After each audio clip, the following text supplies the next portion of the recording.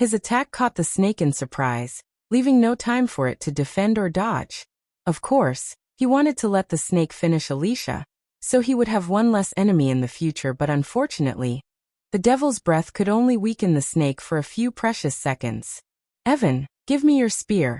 Evan knew about his speed spell, therefore, when he asked for the spear, Evan threw the spear to him because it would be more useful to Ghost than to him in this situation. The earthworm had already suffered major wounds in the battle with Victoria and her group. Since Earthworm was the weakest and Victoria used all of her powerful spells and her rare weapons to fight it, the worm's strength was reduced to almost 60%. Taking the spear, Michael didn't immediately activate the lightning dash, but stealthily moved towards the earthworm while it was focusing on Victoria. If the earthworm could kill before he reaches his desired position to attack the worm, so be it, no rush, this was his thought. While he was snaking towards the earthworm, he signaled Noah and Evan to attack at the same time as he thought hand signs. Noah nodded, then Evan, and finally Alicia. The trio didn't take anyone with them to ambush the earthworm because a large group could alert and take the worm's attention from Victoria. Michael focused completely on the target before him, not at the other two magical beasts ravaging the rest of the youngsters. Inside Michael's long coat's pocket, the baby dragon attempted to move, trying to see what's going on outside, except Michael tapped his chest, making the dragon stop moving. Now that he dealt with this minor trouble, he conjured the alchemy flames, heating the tip of the spear. Evan saw his spear tip turning from silvery white to bright orange. When he was just 20 meters away from the earthworm, he stopped and showed 3 fingers, indicating that he would attack in the count of 3. 3 fingers, 2 fingers, 1 finger. Lightning dash. He activated the skill silently. Then he dashed forward, aiming the heated spear at the big black dot in its head, which seemed to be the eyes. Godly slash. Death frost. At the same time, both Noah and Alicia began their attack. A crescent-shaped golden light soared through the air towards the worm, while a bone-chilling frost of ice instantly covered the earthworm. Normal spear stab. Just like before, Michael leaped into the air, muttering these 3 words under his breath with a small chuckle in his mind. Boom. The golden light Noah sent was powerful enough to cut through the worm's strong scales, and the frost spell Alicia used crystallized half of its body, and the frost continued to crystallize the rest of its body. It's mine! Victoria screamed madly, seeing they are going to finish the job she started. She didn't want them to take the credit, especially Ghost, except he already stabbed the spear through the worm's eyes, making the worm shudder violently. Michael retrieved the spear to stab it again and again until it stopped shuddering. Ding! Congratulations to the host for killing a core formation stage level 7 beast. The reward is 60,000 experience points and 1,000 badass points. Just when he saw the notification did he stop stabbing the worm. Both the winged ash snake and the bearded earthworm were dead now. Only 2 remained. One was the golden lightning lion, which was prancing about. Despite the wounds on its body, they were nowhere near killing the lion. The ground terror was the most healthy one. Scuttling about underground, it would play hide and seek with those on top as if it were a game rather than a battle. Appearing and disappearing randomly before attacking people in a single instance, it left behind no traces and only a major headache. The groups who were fighting both the golden lightning lion and the ground terror had taken major casualties. At least a dozen men died fighting the lion, while many more had taken serious damage. As for the ground terror, it had already swallowed 7 men while injuring a dozen others. The ground terror hadn't even taken any damage yet. The golden lightning lion is far too strong. Come and help us quickly, or we won't last much longer. Help us deal with the ground terror. Seeing how the winged ash snake and the bearded earthworm were killed, the others cried out for assistance with glee. Quickly steadying himself, Noah dashed to those in need of help. Follow me. Without looking at the earthworm's corpse, Noah called out to the rest of the men to follow him to battle the remaining beasts. Surprisingly, Evan and Victoria followed Noah, but not before Evan took his spear from Michael. Are these idiots expecting me to join? No thanks. In the heat of battle, they forgot why they came here, but not Michael. He had no intention to help those youngsters because the remaining 2 magical beasts were not harmed. Not at all. Although with Noah, Evan, Victoria, and Alicia by his side, he could kill one of them or even both. He didn't come here to kill magical beasts but to take the treasures inside the cave. Just like Michael, few of them had the same thought. They were looking for the right time to dash into the cave following Michael. Ignoring them, Michael dashed into a cave. This cave was unnaturally deep, and with every single interval, there was a single night pearl emanating a white glow of light. The interior and cave walls were glossy as well, meaning that someone had used an incredible amount of strength to cut the walls evenly. Bang! A loud sound could be heard up ahead as the entire passageway began to tremble. He began to hasten his pace even more before quickly arriving at an area where a single stone door blocked his path. Chapter 124. Michael ran his fingers through the old sturdy wall blocking his path. He looked around to find if there's a mechanism to open this stone wall yet. He could find only dust and pebbles around. Okay, let's do this the hard way then. He strode forward and immediately struck the door fiercely with his fist. With a muffled sound, the stone door continued to tower over everyone else with only some dust being shaken down. At this sight, everyone who followed him behind was astounded. Even he had been stunned for a moment before muttering to himself, "Is this really a stone door?"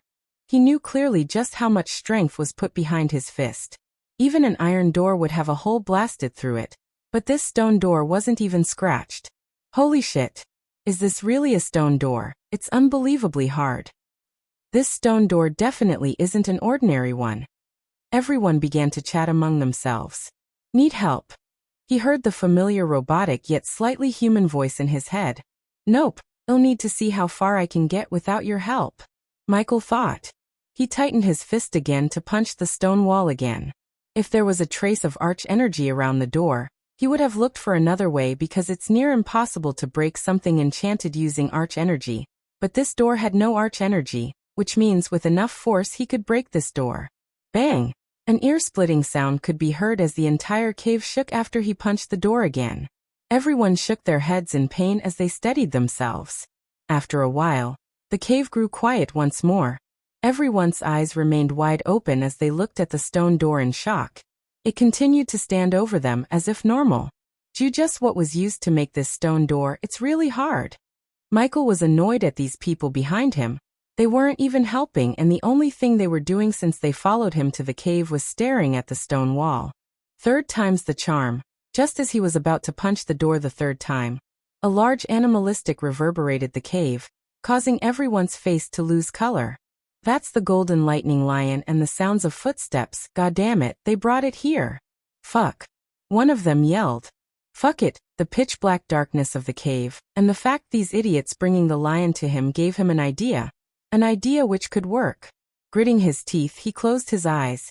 Death range. The moment he uttered these two words, the arch energy in his body rushed into his veins, making every muscle in the body stronger. He could feel his strength growing exponentially, and since the cave was already pitch black, none could notice the darkness of the death range. Without any hesitation, he punched the stone wall. Bang! A loud sound could be heard as a large shockwave of energy exploded outward at an alarming speed, washing over everyone while the cave itself began to shake almost as if it was on the verge of collapsing in on itself. Upon looking at the stone door, there were several cracks, but it was still not broken. Everyone let out a shocked gasp. The stone door was far stronger than anyone had imagined. On the other side, he could rejoice about the durability of the Immortal's cave. Even after such a heavy blow, it still had not collapsed. Break for me. Michael gritted his teeth. Immediately, he punched again, and this time, his punch was stronger than the one before. Another explosive sound could be heard as stone pieces could be seen flying about, and the cave echoed with the sound. After the second strike, the unbelievably strong stone door had finally been shattered, but not completely. The hole that appeared at the wall could only let one person at a time. Even that person had to be slim enough to slide through the crack. Fortunately, he wasn't a bodybuilder or fatty. Let's go. Move quick. We can't fight that beast in here. Many shouted in terror while Michael was sliding through the crack to reach the side. He desperately wanted to block this crack, leaving these lazy bastards to die, but time was not in his favor. After wiggling his body through the crack, he came to the other side of the stone wall and reached the inner parts of the cave. The cave was extremely large and spacious. Hanging right on the ceiling of the cave was a single head-sized night pearl that illuminated the entire cave with its shiny glow. In front of him, there was a tall bookshelf, and on top of this bookshelf, there were some neatly placed scrolls. All these scrolls were covered in dust. They had clearly been here for a long period of time. Right next to a tall bookshelf was another single haphazardly made wooden bookshelf with several books on it. He walked up to the top bookshelf and grabbed a book with a sudden look of shock on his face. All of these books were rare spells. He was surprised by what he just found. Fiery Wrath creates a weapon of fiery energy. This is incredible. I just picked one at random, and it was a rare spell. Michael's eyes were glistening in excitement. So many scrolls. There are also books. This is a library. No shit. The system sounded irritated, but he ignored it, sending everything he picked into his system storage before the system asks rent for storage space. Energy Rage creates claws of electric energy. Damn, I hit the jackpot. Michael couldn't hold his excitement, thinking how powerful he would become after learning all these spells. He would be untouchable, and he saved thousands of badass points. Yeah? System, did you just laugh? The system went silent, but he could swear he heard the system chuckle. Clean first, think later. He had no time bitch with the system, as Noah and those idiots would come here soon. And then he would have to share this loot with them unless he wanted to make some powerful enemies by fighting. That he did not want, because the spells are valuable, but they are not worth it if he had to make powerful enemies. Thinking about this, he fastened his pace of storing the spells in his system storage while the people behind him were reading the spell scrolls one by one to choose which one they should get, considering they had limited space in their space ring. Baby Dragon, if we take everything here back to our sect, we will become the fourth big sect. Michael patted his chest. He could sense the baby dragon had fallen asleep, or it would have clawed its way out of his coat to give him a dragon saliva bath. Need a diversion. He noticed one by one people were turning their gazes at his bookshelf. Looking at this, he decided to turn their gaze towards somewhere else, and to do that, what would be better than a good old-fashioned flashbang? He knew one day this would come in handy after using these to get rid of the bandits during his first quest. He crept into the corner of the shelf where he had the cover of darkness and retrieved the flashbang. Fire in the hole, bitches, he snickered, throwing the flashbang to the faraway corner of the cave. Bang. The sudden flash and explosion sound shook the cave, making everyone jump back in shock and surprise. Just as the flashbang exploded, he waved his hand and took all the scrolls into his space ring before punching the bookshelf to make it fall to the ground. What was that? Michael shouted like he had nothing to do with the explosion. Move faster, people. The place might come down on our head. Like a good human being, he advised the people as everyone nodded. Those who eyed the bookshelf could now only sigh because they preferred to take what they could easily rather than lifting this shelf up, and then search for a spell. As soon as he took all the spell scrolls, he laughed inside and joined the others to look around the cave, hoping to find even more treasures. Despite the expansive cave, the items within were relatively scarce. Aside from the rare spells, there was nothing else that made him excited as before, but that didn't mean he left those common and uncommon spells untouched. He took many of those scrolls without alerting the others, as he didn't want them to wonder where he got the space to store all the spells. Bang! Bang! Bang! Suddenly, the silent atmosphere of the cave changed by the thundering booming sounds which seemed to be coming from breaking the stone wall. Soon, Michael saw Noah and the group rushed into the cave, making him curse those useless magical beasts outside. Core formation, my ass, why couldn't they kill them all?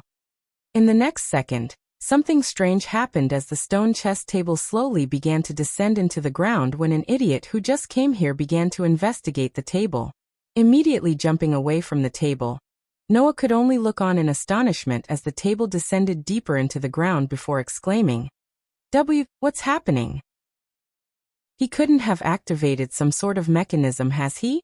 Even as Noah spoke, the group of men in the cave all grew vigilant as they began to worry whether or not the mechanism that was activated would kill them.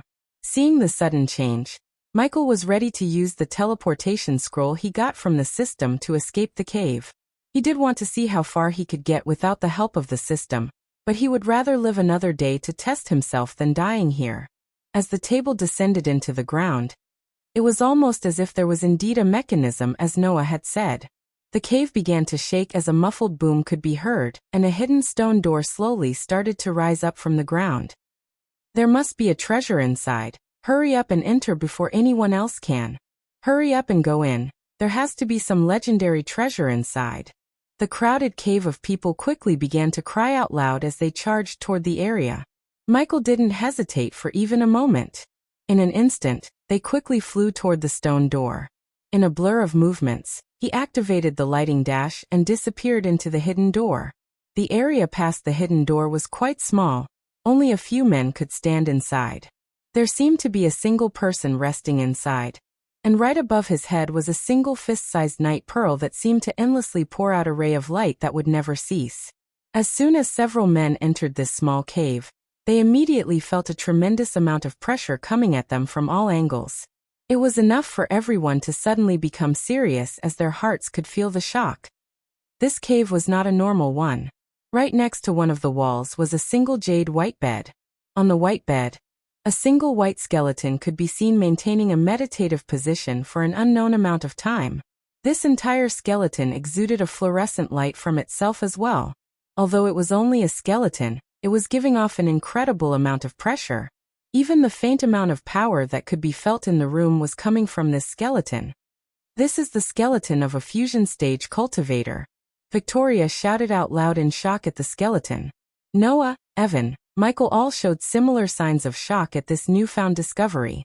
As they discovered the skeleton and felt excitement overtake them, everyone soon quickly felt their blood begin to boil. In a single flash of movement of Victoria that caused a squall of wind to appear, she flew toward the skeleton. At the same time, everyone including Michael charged toward it. Everyone looked at the skeleton with their blood pounding in veins, immediately using any speed-enhancing spell they had. They tried to get closer to the skeleton before the others, except Michael, who stopped at some distance from the skeleton, trusting his instincts. Chapter 125. With greediness overflowing out of her eyes, Victoria reached out at the skeleton. The others were too late to react or stop Victoria. They could only watch her from behind. However, just as her hand was a couple of inches away from the skeleton, an unearthly humming came from the skeleton, and the next moment, a sudden force blasted Victoria back. One person, one bone, a loud yet calm voice echoed through the cave. Many became flabbergasted, looking around the cave to locate the voice, but Michael could somehow sense the voice belonged to the fusion stage cultivator. After flying, or rather stumbling back a few meters, Victoria quickly regained her composure, but not before baring her teeth looking at the skeleton. She obviously avoided making eye contact with others, especially with Ghost, who was ready to laugh at her misfortune. I think the cultivator only wants us to take only one bone each, Evan said, taking everyone's focus from Victoria. Michael inwardly rolled his eyes, looking at the tension between Evan and Victoria. It was not a tension of hostility, but rather the tension of affection. No shit, Sherlock, thought Michael. He was happy that he didn't lightning dash to the skeleton before anyone else, or he would have been thrown away instead of Victoria.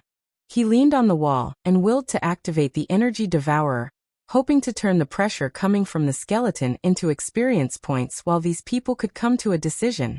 Unlike everyone else in this world, he was unable to cultivate through the usual means. He had to rely on the system to cultivate. Therefore, he did not have a choice other than using the system to earn experience points, which was the only way for him to level up. System level is too low to break the barrier around the skeleton. Level 4 Energy Devourer required to transform the fusion stage Arch Energy. His vision was blocked by these two notifications. Now that his plan to screw everyone before they dismantle the skeleton, he had to wait to either fight over the skeleton, or someone to come up with a peaceful way to solve this problem. Although he was not on Earth, the anatomy of these cultivators was the same as the Earthlings. They had 206 bones in their bodies. Obviously, he knew they wouldn't resolve this peacefully, because if they agreed to take one bone, as the skeleton said, people like Victoria would aim for the biggest bones in the body, such as the skull or femur. Most of the cultivators in this world tend to be greedy and vengeful, which led to unnecessary wars and fights.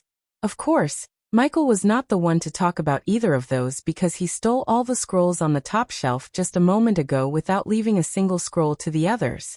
I'll take the skull. Fuck you. I fought the ground terror, so I'll take the skull. I'll be the big man and take the spinal cord. You can have the skull. Spinal cord. You dumb fucker. There are 42 individual bones in the spinal cord. Stupid fuckers. Where did you two learn anatomy? In the toilet? It's not 42, it's 33-inch.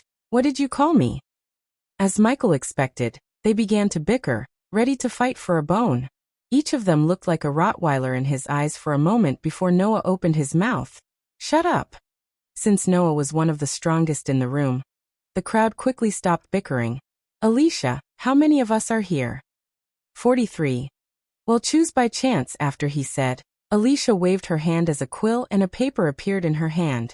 Is she writing the names of all the bones in the body? Still leaning on the cave wall, he sighed. He wanted to get this over with and get out of the cave, before it could collapse on them. After a few moments, with a flick of her wrist, she threw 206 small paper rolls on the ground in front of the skeleton. Each roll has a bone name written on it. Each takes one and lets fate decide which bone one will get. Don't worry, we'll pick last, Alicia said before someone questioned her and Noah. But Dash, you have a better plan? Even after Alicia explained, somebody raised a question, but that somebody was instantly shut by Noah. Who would go first? Evan asked as they all shared this same question. I'll go first. They all heard the voice turning their heads to see Michael finally decide to join them. He calmly walked towards the paper rolls.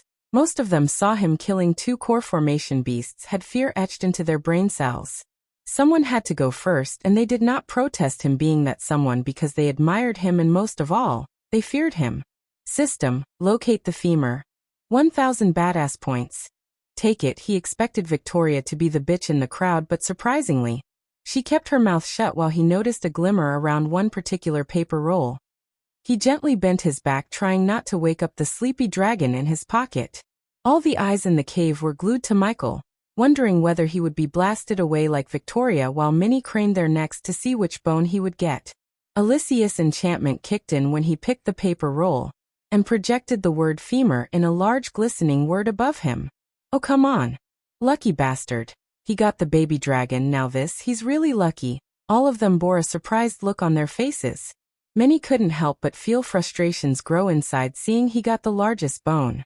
With a small smile on his face, he made his way towards the skeleton. I'm gonna take only one, said as he put his hand on the skeleton's femur. Unlike before, there was no sudden blast of force. The femur came to his hand after making a crackling sound. His small smile grew into a medium grin, sensing the pure arch energy that was radiated by the femur in his hand. Although he might not be able to use this femur to level up, his snake friend certainly could. With his plans to grow the power of his base of operations as well as himself, he needed a loyal and powerful friend like Gaia. The stronger she grew, the more protection and help he would get. Now that he had gotten the femur, he swiftly stepped back from the skeleton, not trying anything funny. As far as he was concerned, he earned not only enough experience points to level up to body strengthening level 5, he also got the baby dragon, rare herbs, spell scrolls, contract of Aragoth, and the bone of a fusion stage cultivator, while making fewer enemies. The Netherrealm had been kind to him until now, unlike it was to Noah, Maisie, or poor Abel. Most of them lost their friends, limbs, and lives after entering the Netherrealm except Michael. Thank you. Putting the femur in his storage ring, he gave a short nod at the skeleton. He ignored every greedy pair of eyes on him except one pair of eyes, Noah's. His calm, radiant black eyes stared at Michael with a ting of surprise hidden within. Michael felt something he couldn't describe. It was a new feeling that appeared and disappeared in a flash. His neck hair tingled, but he did not show his shock on his face as he walked away from the skeleton, as well as the crowd towards the exit. Some rogue cultivators wanted to simply kill him and take the femur from him without trying their luck. But Michael's dealing with Aragoth made them stand still. They were not dumb enough to mess with an ally of Aragoth. His relationship with Sade prevented Hannahberry from giving him a seductive smile while he was walking past her. Coupled with Sadie, he now had 2 powerful allies, Silvermoon and Aragoth. I'll go next. Michael heard Evan's voice before he left through the crack. He was absolutely positive that they will soon fight again despite Noah's solution. At that time, he didn't want to be there. After leaving the inner parts of the cave, He slowed down his pace, scanning for any signs of the two remaining magical beasts. Luckily, his environment scanning detected no threats in the surrounding, which made him immediately use the lightning dash to disappear before they came looking for trouble. Eventually, when he was searching for another cave or treasure, he heard the howling sound of the wind on the horizon and looked up to see a bright beam of light emerge from the ground. Portal, he recognized the energy signature. It was the same energy signature as the portal everyone entered through into the Nether Realm. He felt relieved and excited to leave this place. He wanted to level up, expand his herbal garden, and most of all, he wanted to show the baby dragon to Gaia, just to see the look on her face. She's going to freak the hell out, he chuckled under his breath. Despite being in the Guardian Guild, Noah still made a lot of enemies ever since he came to Nether Realm, and lost a dear friend, but Michael earned allies. A servant who could summon netherils at his will. They both were two sides of the coin. They both walked entirely different paths. One wanted to reach the top of the food chain to save people while the other wanted to rule them. The Nether Realm was the starting place of the war between light and darkness. However, these two individuals were just two pawns in the game of superior beings, and Michael had just seen the glimpse of them when he tried to recruit the orc as his subordinate. End of Nether Realm arc. Expect a huge jump in Michael's power. Chapter 126. Seeing the gateway to getting out of this place excited Michael. Compared to everyone else, he was the real winner of this event despite the treasures disappearing after the Sky Garden. He was told by Gaia that each day a treasured place would appear, except it didn't. Lightning dash, placing his hand on his chest pocket, he activated the speed spell, turning his body into a golden bolt of lightning. The people inside the cave were still unaware of this gateway and still fighting over the skeleton. Hey Snake, are you there? Michael willed the earpiece to connect to Gaia and asked. Wait a minute. Move that aside, you dumb bastard. You. What the hell are you doing? Did I ask you to put that there? She was screaming inside his head, making him almost switch off the earpiece. He could tell the snake is bossing around everyone, which she loved to do. Hiya human. After a few moments, Michael heard her voice. This time, there were no buzzing sounds of people working or Gaia screaming at somebody. Hiya Snake, you seem happy without me, he said, Hiya chuckling. Of course I am, and how are you still alive? She teased him, trying to hide the delight in her heart of hearing his voice after so long. Don't get used to it, I'm coming home. Really? There was an elevation in her voice, yet soon, she pretended not to be happy of him returning and continued to tease him. Oh, so soon? Why don't you stay there a bit longer? The portal has already opened. You ungrateful snake, I'm currently heading out there to get the hell out of here. Shit, hey, she suddenly screamed again. I'm gonna rip off your hands and attach them to your butt. You should go. I can't hear you scream in my ears no more. Yeah, you do that. I have to babysit these stupid bastards, or they might put the meat in the sewers. She cut off the line while he continued to run towards the portal. He couldn't wait to see the renovation works as well as his new restaurant that Gaia was boasting about. If he wants to keep a healthy and respectable relationship with Aragoth and major powers in the Elon continent, he had to keep his base of operations presentable to people. The Sunrise sect he left was barely presentable, as it could be looked at as a ruin. With these renovations, he hoped to receive a good amount of badass points every month, as the system said. For badass points, he got the Sunrise sect, and the restaurant could provide him with a steady flow of gold coins. No matter which world he was in, the rich liked to spend their time and money in a place suited to their taste and status. His two henchmen Daniel and Ricky were currently handing out flyers and hiring bards to promote the new restaurant. Although he had only one competition worth noticing, he didn't hold off his gold coins but ordered Gaia to spend as much as she wants to promote their restaurant. Thinking about his new schedule, he took a deep breath. In the daytime, he needed to be at the Majestic making pills and potions for the Majestic, oversee the restaurant and play with the baby dragon. In the nighttime, he had to terrorize the kingdom by killing criminals, and such to keep the legend of Lucifer spread across the kingdom. However, after he leaves this place, he should lay low because killing Jane brought the frickin' church and attracted the king's notice according to Gaia. He was running towards the light beam on the horizon for hours, but it felt like he was running on a treadmill, not getting closer to the light beam. Meanwhile, the baby dragon woke and clawed his chest to make him stop running. The golden bolt of lightning slowly faded away, revealing Michael. Hoo-hoo-hoo. It began to sour him with wet kisses, rubbing its little head against his chin. All right, we'll take a little break. Compared to everyone else in the body refining stage, he had triple the amount of arch energy in his body. Yet he was not an exception to getting tired of using all the arch energy in his body, for example using spells like lightning dash. In the daytime, powerful netherals rarely made an appearance, at least to his knowledge. During the nighttime, he did detect a bunch of core formation, and even a few core strengthening netherals in his environmental scanning. Nonetheless, he knew even with the masking effect and stealthy approach, it would be impossible to hunt these powerful creatures. Having a system doesn't mean he should get into fights half-cocked. Are you hungry again?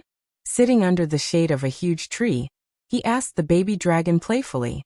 Hoo-hoo. Those vertical slit pupils of the scaly creature instantly transformed themselves to those of a puppy looking at the juicy red slice of meat in Michael's hand.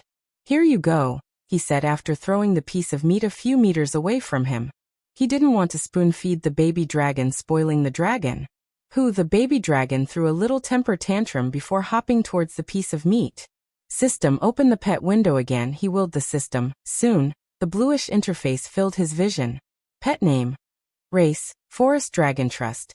94% power.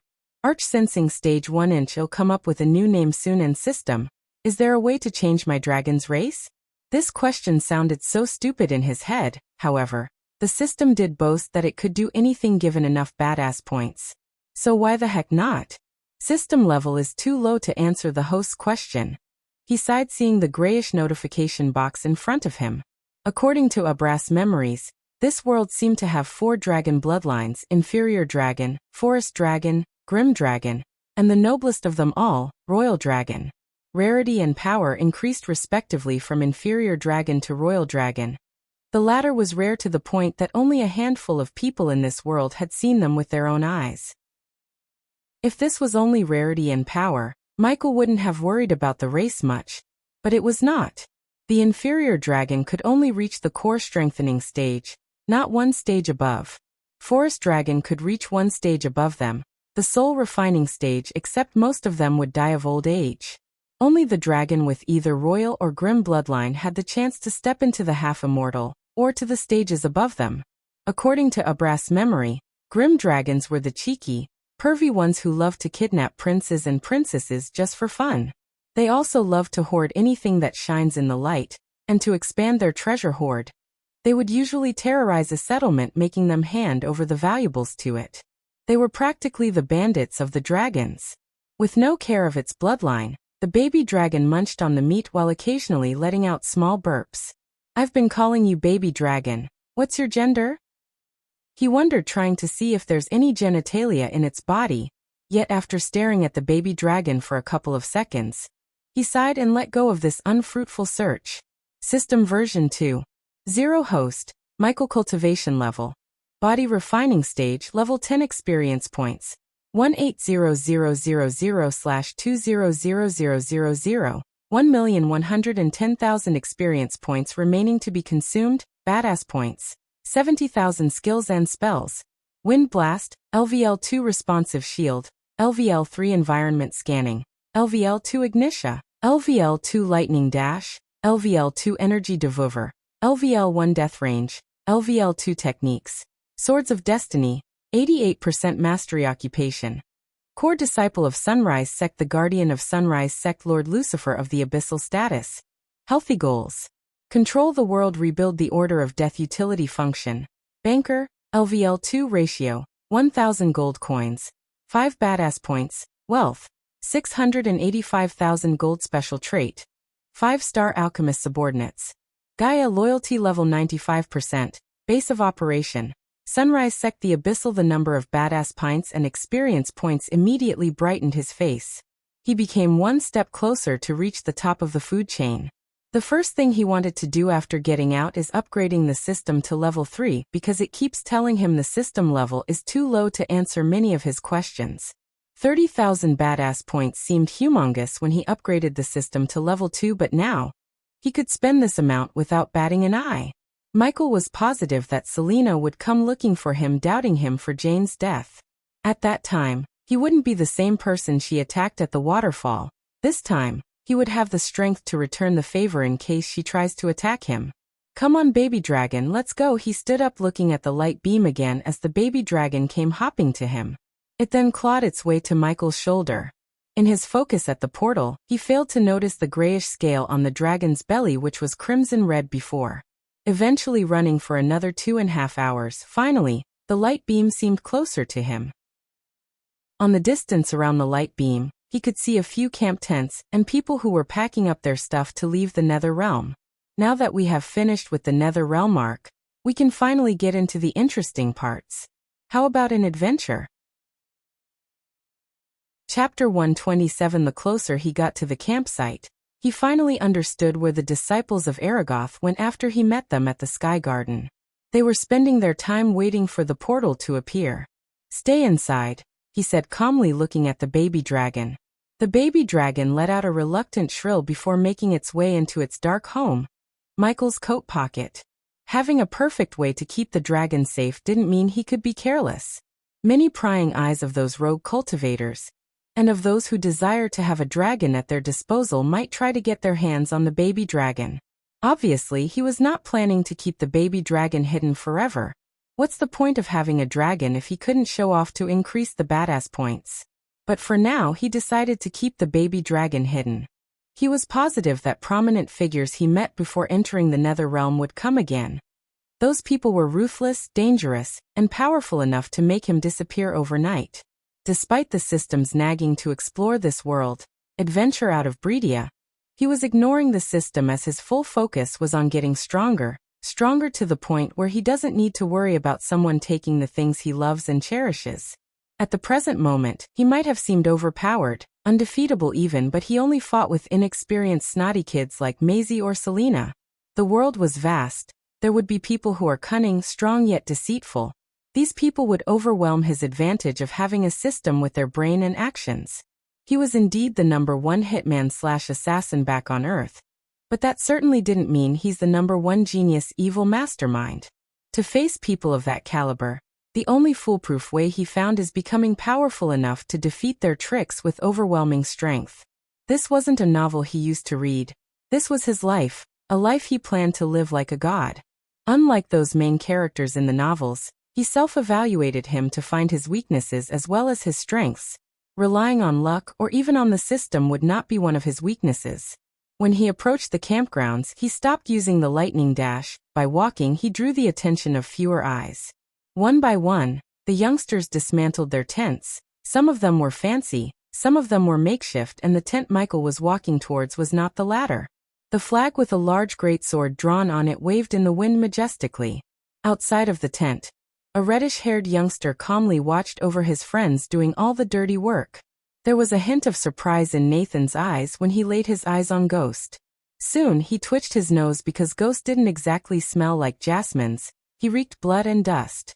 Ghost, Nathan each gave a short nod. It's fortunate I met you here. When we go outside, come with me to get your coins, said Nathan, making Michael grin in delight. Renovating the sect, building the restaurant cost them more than he expected. Even as he speaks, Gaia was taking money from the Majestic and spending it on the construction works. After Nathan settles his debt, he would be a 1.7 million richer. I didn't see you after the Sky Garden. Any luck finding treasures? He probed Nathan to see him shake his head. Our sole purpose to come here was getting rare herbs. Fortunately, we got those on the very first day. So we didn't roam around the place looking for more treasures. Besides, I heard there weren't any treasures after the Sky Garden. Those brown eyes of Nathan contained a hint of suspicion within them. When he first met Ghost, he didn't reek blood, and now he is, which meant he battled something, and chances were he was trying to get a treasure. I was fortunate enough to come across few, Michael answered, showing his lack of interest in discussing this further. Nathan was nice enough not to ask further questions, which Michael appreciated very much. About that contract I promised, you have to come to Aragoth and ask for me. Will do as soon as I break through to the body strengthening stage. He intentionally let these words out to milk some badass points through impressing these youngsters. Just as he expected, he began to hear the ringing sounds of the system notification in his mind. Nathan's mouth slightly opened in sudden surprise. He was speechless. A few moments after, he regained his previous composure. Very well then, meet me whenever you can, he said with a short nod. Nathan, are you an alchemist as well? Michael asked the question in his mind ever since he met Nathan. Nathan seemed like he was expecting this question from him. Yes, I'm a level 2 alchemist. What gave me away? For the first time, the serious expression on Nathan faded away, and instead, a small chuckle occupied his face. You, Michael pointed at him. You said your sole purpose of coming to Nether Realm was to find rare herbs. Who else would do that except alchemists? Besides, Nathan didn't exactly radiate a warrior vibe. In fact, he seemed like a person who grew up like a greenhouse flower in Michael's eyes. Boom. As he finished speaking, a thunderous clap could be heard. They looked at the light beam to see at the bottom, on the ground level, a grayish hole big enough to let in a group of 5 appear. The portal has opened. Finally. Heck yeah. I'm going to drink myself to death. The rather silent atmosphere, the appearance of this portal instantly elevated the mood of these youngsters. They cheered, clapped, and bounced in joy while a few who barely survived this place sighed in relief. Shall we? Michael gestured at Nathan to lead the way as he followed them behind to the portal, controlling the excitement of returning to his sect, his friend. The groups with either one of the 3 big sects symbol on their chest entered through the portal first while everyone made way for them. Nathan and his group could have taken the first place, but Nathan just let them pass through for some reason. Finally, with one last look back at the Nether Realm, he stepped into the darkness, letting the portal surround him. Surprise, sucker. The very next moment Michael stepped out of the portal, he felt a sharp pain in his hand. He turned around with a wide grin to see Gaia was standing in front of him, showing her white row of teeth. What are you doing here? He didn't expect her to come over here to welcome him personally. This gesture of her truly surprised him. Making sure you reach our home safely, she defined the house in the sect as our with no hesitation. Yeah, right, he rolled his eyes, turning his gaze at the crowd to locate Nathan. As time passed, the ground became more and more crowded. Come on, let's find those Aragoth people and get our money. Wait a minute, she pulled his sleeve. She then stared at him, from his top to bottom frowning. Is there something you want to tell me? Another surprise hit Michael's core. Apparently, she was great at reading faces, even Michael's. The baby dragon might have sensed the change in the surroundings and stopped moving. But she knew he was hiding something just by looking at the slight upcurve on the corner of his mouth. Nope, just keep your damn mouth shut and follow me, plop. He playfully slapped the back of her neck, gesturing her to follow him. She would have ripped the hands off before even someone tries to slap her, but when it comes to him, she loved interactions like this. Wiggling through the crowd, he found the same flag as he did before. Nathan was surrounded by a bunch of youngsters of his age, as well as a couple of older guys who wore distinctive crimson-colored clothes. House of Bradley, she immediately recognized those crimson-robed people as the members of House Bradley. Seeing him and Gaia approaching them, they whispered something into Nathan's ear as he turned around. Uncle, he is the one I was talking about from the crowd. A steady-looking man stepped forward with 2 guards at each side.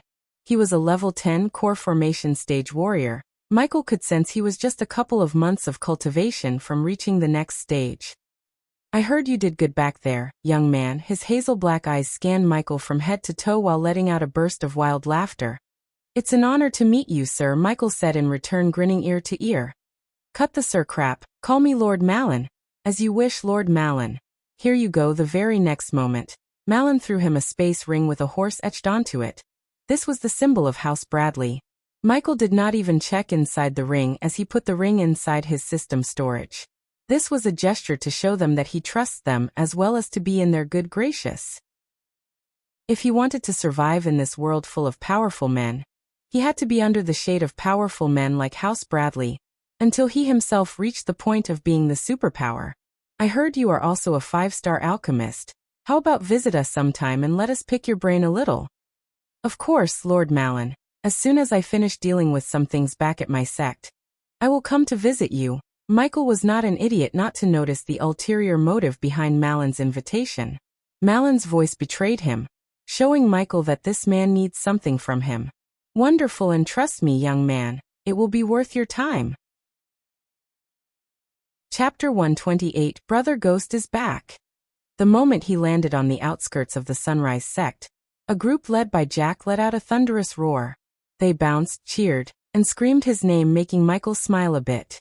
Among the crowd of disciples, he also noticed a group of new faces who had musical instruments such as drums, marimba, Audiobook drum, and pandero.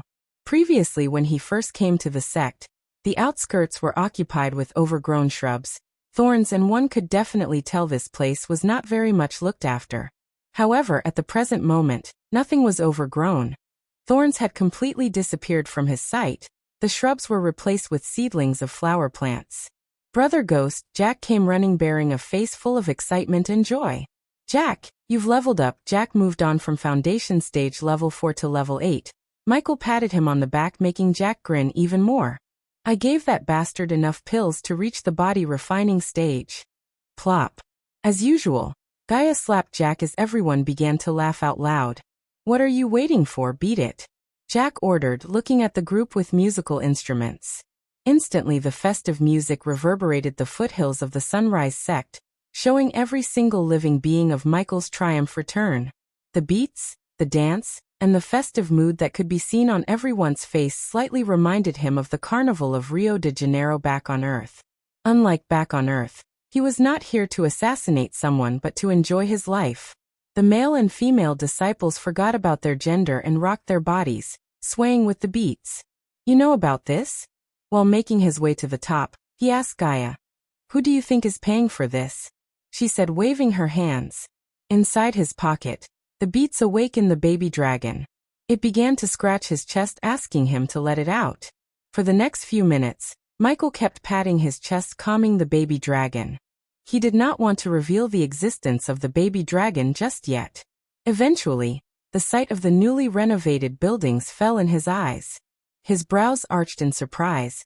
The buildings were nowhere near finished, but they were already looking better, much better than the previous ruins. Now we are talking, he thought, feeling the excitement stirring up in his heart. Thank you guys. Looking at the elders and Claire waiting for him in front of the teacher's quarters, Michael said to the musicians with a short smile, "Ghost, welcome back." "Welcome back to the world of the living, young man." Claire stepped forward, giving him a loving embrace, an embrace of a big sister. Even though his full focus was on getting stronger to rule this world, people like Claire added flavors to his life. In his previous life, he had no people to share his happiness or sadness. Now, thanks to this mysterious system, he got a friend like Gaia, loving people like elders and Claire. "You have something in your pocket?"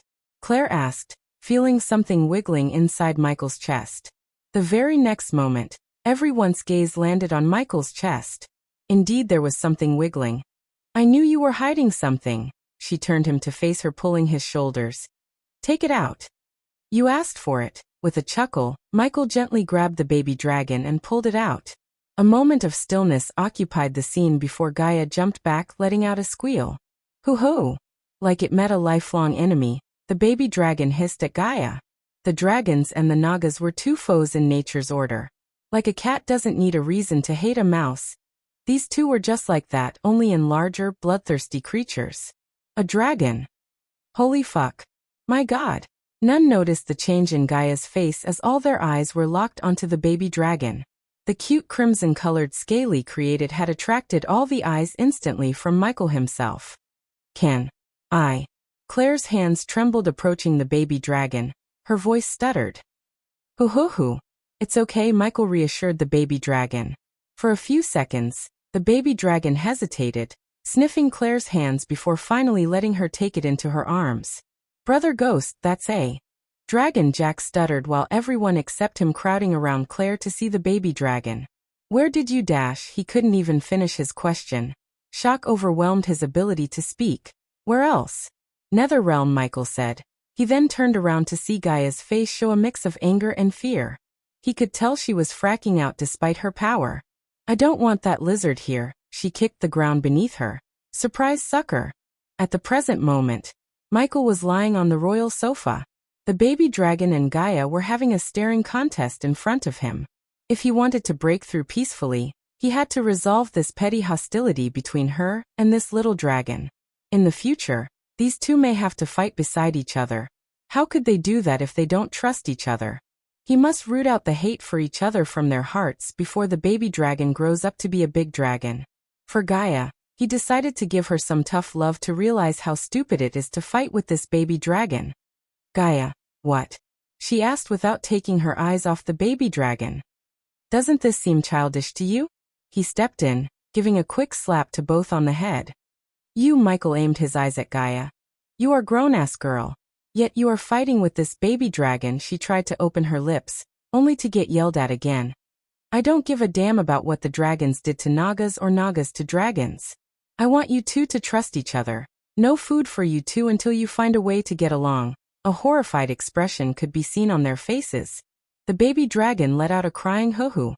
He was deadly serious about starving them, she could tell that much. Now she had two choices. The first choice, trying to steal food from the restaurant. But she didn't believe she could achieve that feat with him around.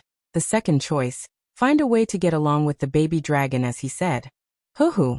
This is not my fault, you little asshole. She wanted to strangle the baby dragon when she heard it blame her for his anger. The baby dragon hissed, ready to scratch her pretty face. It didn't feel a bit afraid of his natural enemy, Naga. After Michael's departure, they continued the staring contest, trying to figure out a way to get along.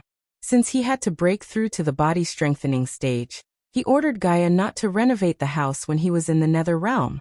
So this worn-out home remained the same. He sat on his bed, eyes closed. System. Let's begin. System version 2. 0 host. Michael cultivation level. Body refining stage level 10 experience points. 180,000/200000. 1,110,000 experience points remaining to be consumed. Badass points. 70,000 skills and spells. Wind Blast, LVL2 Responsive Shield, LVL3 Environment Scanning, LVL2 Ignitia, LVL2 Lightning Dash, LVL2 Energy Devour, LVL1 Death Range, LVL2 Techniques, Swords of Destiny, 88% Mastery Occupation. Core Disciple of Sunrise Sect, the Guardian of Sunrise Sect, Lord Lucifer of the Abyssal Status. Healthy Goals. Control the world, rebuild the Order of Death. Utility Function. Banker, LVL2 Ratio, 1,000 gold coins. 5 badass points. Wealth, 685,000 gold. Special Trait. 5-star Alchemist Subordinates. Gaia Loyalty level 95%. Base of Operation. Sunrise Sect, the Abyssal. He willed his status to come forward. Staring at all the unconsumed experience points, he began the process of breaking through. Does the host wish to break through to the body strengthening stage? Yes. The system requires host 3 days to reach the next stage. Warning, the system will be offline for 3 days. Upgrade yourself to version 3 and then begin the breakthrough process. Michael ordered the system telepathically. The next moment, the interface in front of him faded away and darkness surrounded his mind. In the pitch-black darkness, Michael's consciousness brought him the memories of Earth. The way he grew up in an orphanage that was a front to an arms and drugs dealing operation. He was bullied and beaten by those things despite his little age every day. As a little kid, he wanted to be a teacher. Every time the thugs would ask the kids in the orphanage to smuggle drugs, Michael resisted them. In return, he would be beaten to a pulp, beaten until his little heart finally gave up resisting them. He learned to adapt, bend the situation to his favor. In this life, the circumstances changed but odds against him remained the same. After 3 days, congratulations to the host for reaching the next stage, the body strengthening stage. Congratulations to the host for leveling up. The current level is body strengthening stage level 1. Congratulations to the host for leveling up. The current level is body strengthening stage level 2. Congratulations to the host for leveling up. The current level is body strengthening stage level 3. Congratulations to the host for leveling up. The current level is body strengthening stage level 4. The system has been successfully upgraded to version 3. Omega level warning. Activating countermeasures. System safe mode activated. Chapter 129. The system's bluish interface flickered. Soon the bluish color turned to something gray, dark. What the heck happened? An Omega level warning? What is that? Many questions riddled his mind. System level is too low to answer host's question. Why am I not surprised? Michael sighed. Little by little, he began to realize something called Omega is messing with the system. This system was not like a system in the novels he used to read about. The badass system seemed to have a backstory of its own, enemies of its own. The system was an absolute peak existence in his mind, but now, it looked like there's something beyond that. He was nowhere near facing threats on that scale.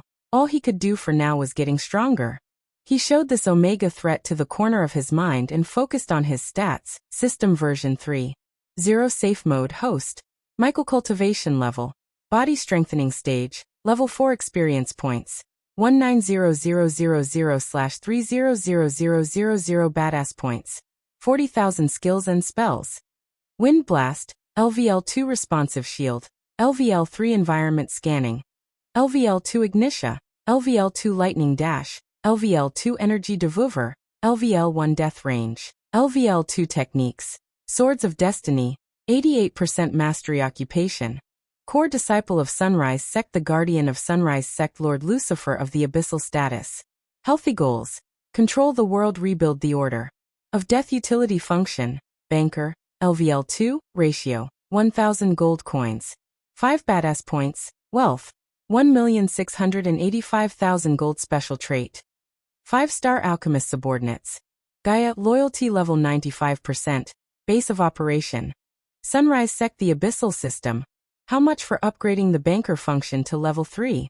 A loading icon appeared in front of him. This was new, yet he decided not to ask because he knew it might be related to the system running on safe mode. 20,000 badass points. The ration will be 1,000 gold coins to 10 badass points. With no hesitation, he willed the system to upgrade the function. In a desperate situation, 100 badass points could save his life, so keeping this function upgraded would let him get those life-saving badass points. Base of operation. The Sunrise Sect current leader, Claire Marigold level. 1 number of members, 34 status, declined legend, 30/1000, still a crappy old sect where a 5-star alchemist resides. Compared to before, there was no debt, and the legend of the sect increased by 10 points. He did not feel demotivated by the measly 10 points increase. He knew the legend would grow after putting his plan for the Broad River sect in motion. Besides, he still didn't give all the spell scrolls he got from the cave, not to mention the 80 to 100 herbs he plucked from the Sky Garden. Furthermore, he was absolutely positive that getting the contract of Aragoth would not only bring him millions of gold coins, but also elevate the sect's status. Time to learn a new spell. Excitement overwhelmed his senses. He opened the system storage. Ring of Fire spell name. Ring of Fire effect. Creates a shockwave of flames and a ring of fire around the caster for a short amount of time. Upgradable. Upgradable through mentor function current level. Rare system. I wish to learn this spell in his arsenal. Ignitia acted as both close combat and long-range combat spell.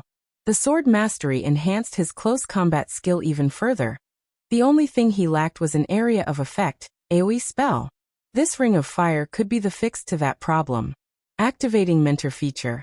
Scanning the ring of fire spell. System found improvements to the spell. Does the host wish to improve the spell? Yes, he said without hiding the excitement in his heart. 1,000 badass points required to improve the spell. Oh, I thought you were going to do this for free. Sarcasm overflowed in his tone. Take it. He experienced the familiar acute pain in his brain. When he opened his eyes, his vision was blocked by a crimson-red warning. Maximum recommended spell number reached. The system advised host to stop learning any more spells before reaching the next stage in cultivation. Exceeding the maximum spell number would result in nausea, headache, muscle pain, memory loss, etc. Geez, fuck. I was kinda hoping to learn all these rare spells to become super op. The warning really frustrated him. He gritted his teeth and swallowed the frustration. He could not fight the system. The rational thing to do was upgrade the existing spells before learning more, despite his desire to learn new spells. The Ring of Fire mastery was at the level of 50%. If he wanted to reach 100%, he had to practice the spell and use this spell more often. Alright, I can live with the spells I already have. Hey, suddenly Michael remembered something. System, where are my rewards for upgrading you? Oh, come on. Why should I upgrade your ass if you want give me some sort of rewards? Host will get rewards after the system terminates the safe mode. And when would that be? The silence made him even more frustrated thinking about the 30,000 badass points he spent on upgrading this jerk of a system. Finally, with a long sigh, he closed the system, letting his eyes bathe in the daylight. Sister Elia. That damn lizard tore my clothes. Ho ho ho. I'm gonna tear you apart. Sister Elia, calm down, it's just a baby outside of his room. He heard the yellings. What now? He sighed and made his way towards the door. He opened the door to see the baby dragon in Cindy's hands while Gaia was waving a thin needle-like stick at the baby dragon. However, all of them paused seeing him walk out of his room. Brother Ghost. Ho ho ho. Cindy almost threw her hands up, dropping the baby dragon in her hands when she saw him.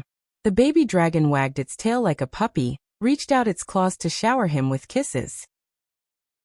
He crouched down to receive a soft tender kiss from Cindy on one cheek, and wet nibbling kisses on the other from the baby dragon. Body strengthening stage level 4. Why am I not surprised? He was just a body refining stage cultivator a few weeks ago. Now he turned himself into a body strengthening stage level 4 warrior. His speed of cultivation was really monstrous. Even she couldn't be compared to his speed. Coupled with his war god body and the orc who could summon netherils, she knew he's going to get even stronger. Although she had a bad feeling about this orc, they had to work with the orc to grow their strength. The church and the guardians were still searching for Jane's killer. She knew that Selena would soon come looking for Ghost in blind anger. To face a threat like the church or the guardians, they needed servants like this orc. Cindy, when did you reach the foundation stage? Michael pecked her on the cheek, ruffling her carefully combed hair. Sister Elia is teaching me to cultivate. Really? Actually, he was surprised to see the selfish snake care about Cindy. Hoo-hoo-hoo. I missed you too, baby dragon. The baby dragon was relentlessly kissing all over his face, trying its absolute best to get his attention.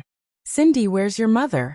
He carried the little girl in his hand while the baby dragon sat on top of his shoulder. Seeing its human has returned, the baby dragon felt safe, looking at Gaia. It stuck its tongue out giving her a "yeah I did tear your clothes" look. Don't be too cocky, lizard. I can still squeeze you to death. The hostility he saw the first time in their eyes now became less. At least they didn't kill each other, he thought. Mother and little brother is still at Rivertown. I will meet them there, and Elia, she was lazily laying on the sofa. What? She asked. I have a gift for you. Her face slightly brightened as she stood straight on the sofa. Michael retrieved the femur he got from the skeleton, instantly making everyone in the room feel the pressure. Whoa. Gaia was overwhelmed by the arch energy radiation coming from the bone. She walked towards him with a slightly open mouth. This is... Yes, a bone of a fusion stage cultivator. She took the bone with the utmost care from Michael's hand. The baby dragon stared at the bone sensing the power while Cindy just scratched her little head having no idea about the bone. You can absorb this energy to reach the next level, she blankly nodded, still feeling overwhelmed by the energy. Do you have more? He wanted to punch this greedy snake in the face. Many would kill to get their hands on a single bone yet. She was asking for more with a serious face. Yeah, I have a whole skeleton under my bed, he answered sarcastically, making her chuckle a bit. Where to? She put the bone in her space ring and asked him on his way to the outside. To expand our herbal garden, he would have given the herbs to Gaia 3 days ago, but these herbs were rare and required his attention while planting, therefore he kept the herbs until now. To the herbi garden, Cindy shouted joyfully, pointing her finger towards the herbal garden's direction. Yes, to the herbi garden. Chapter 130. Even from hundreds of meters away from the herbal garden, one could smell the medicinal fragrance in the air. Lush green, morning sky orange, rose pink and various colors of plants welcomed Michael with a sway in the wind. The disciples were watering the herbs regularly under the supervision of Elder Reiner, who now built a swing in the middle of the herbal garden, to spend his free time in this peaceful atmosphere. At the present moment, the herbal garden was approximately 500 square feet in area. Quite a distance from the garden area, he noticed a couple of workers digging through. What are they doing? He asked Gaia. Well, build a dome covering the garden, a glass dome. It'll be grand. Her eyes sparkled with excitement talking about the dome. Of course. We don't have enough coins to start the construction. They are just digging the ground for the foundation, Michael nodded. Expanding the herbal garden would definitely increase the sect's legend as well as help him make varieties of potions and pills. Since Gaia was a core formation warrior, he could start expanding the garden with no fear of someone stealing his herbs. He also planned to use the Aragoth as his protection charm.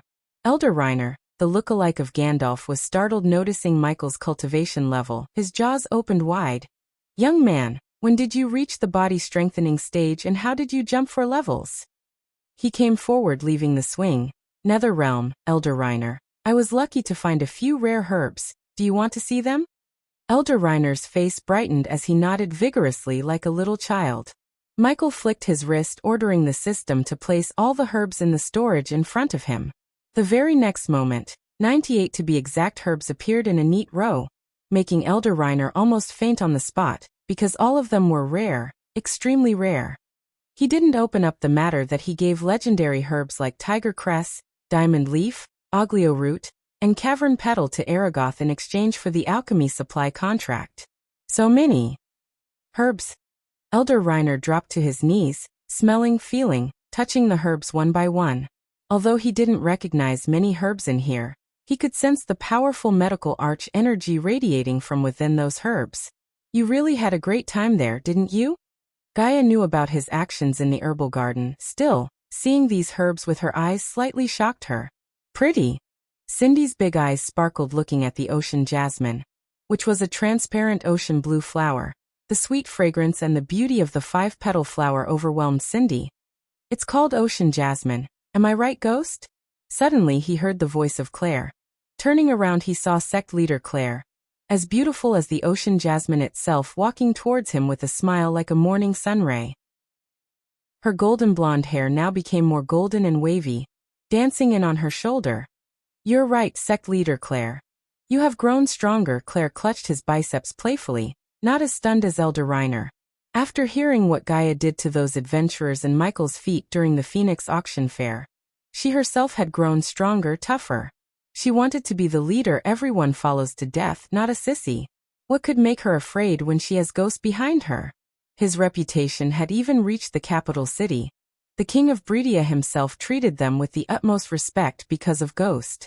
He was the guardian for all of them. Michael didn't fail to notice the confidence in her eyes. The woman in front of him was not the meekly soft Claire he first met. This was a new person. Not only her, everyone in the sect seemed to be a new person. He affected the greater than he expected. She gave a quick kiss to the baby dragon on his shoulder, and then she looked at the little Cindy. When Michael put the little girl down, she immediately went straight to the ocean jasmine, burying her nose onto the petals. Just as she was about to pluck the flower, Claire grabbed her little hands. "Cindy, if you love a flower, don't pluck it. Because if you pluck it, it dies and it ceases to be what you love. So if you love a flower, let it be. Love is not about possession. Love is about appreciation." Michael didn't mind Cindy plucked the flower. Of course, he would have reminded her of the preciousness of the flower before giving it to her because he would never spoil her. However, Claire's words made more sense. "Yes, teacher Claire, I will not pluck any flowers, I promise." Good. Claire ruffled her head, giving her a warm kiss on the forehead. "Elder Reiner, shall we start planting them?" For the next few hours, Elder Reiner, Michael, Jack, and many male disciples got their hands dirty planting each herb in the suitable place following Michael's instruction. Gaia, Claire, and the girls made lemonade, keeping the workers energetic while the baby dragon played fetch with Cindy. The scene resembled the scenes of a happy feel-good movie. Michael mixed the netheril ash with the soil in the right ratio to make the herbs grow faster and healthier. The previously 500 square feet garden now became almost triple the size, as many of the herbs Michael brought would take a lot of ground to grow. After finishing planting them, he plucked enough leaves, roots, flowers, and parts of the herbs to make new pills and potions. "What are we gonna make?" Gaia came after they had done all the dirty work, though she was with Claire who made lemonades for them. The snake was only there to drink them, not to work, not to help. Wisdom potion, mind control pills, love potion, elemental resistance potion, perception pills, hallucination potion, camouflage potion, enhanced healing potion, and the one we talked about, the latter was the pill to counteract the lie detecting potion. There was a chance of Selena bring this potion to test him to see if he had anything to do with Jane's death.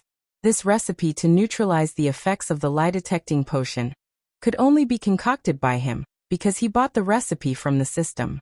There were two ways to see someone whether lying or not, that potion and the lie detector array.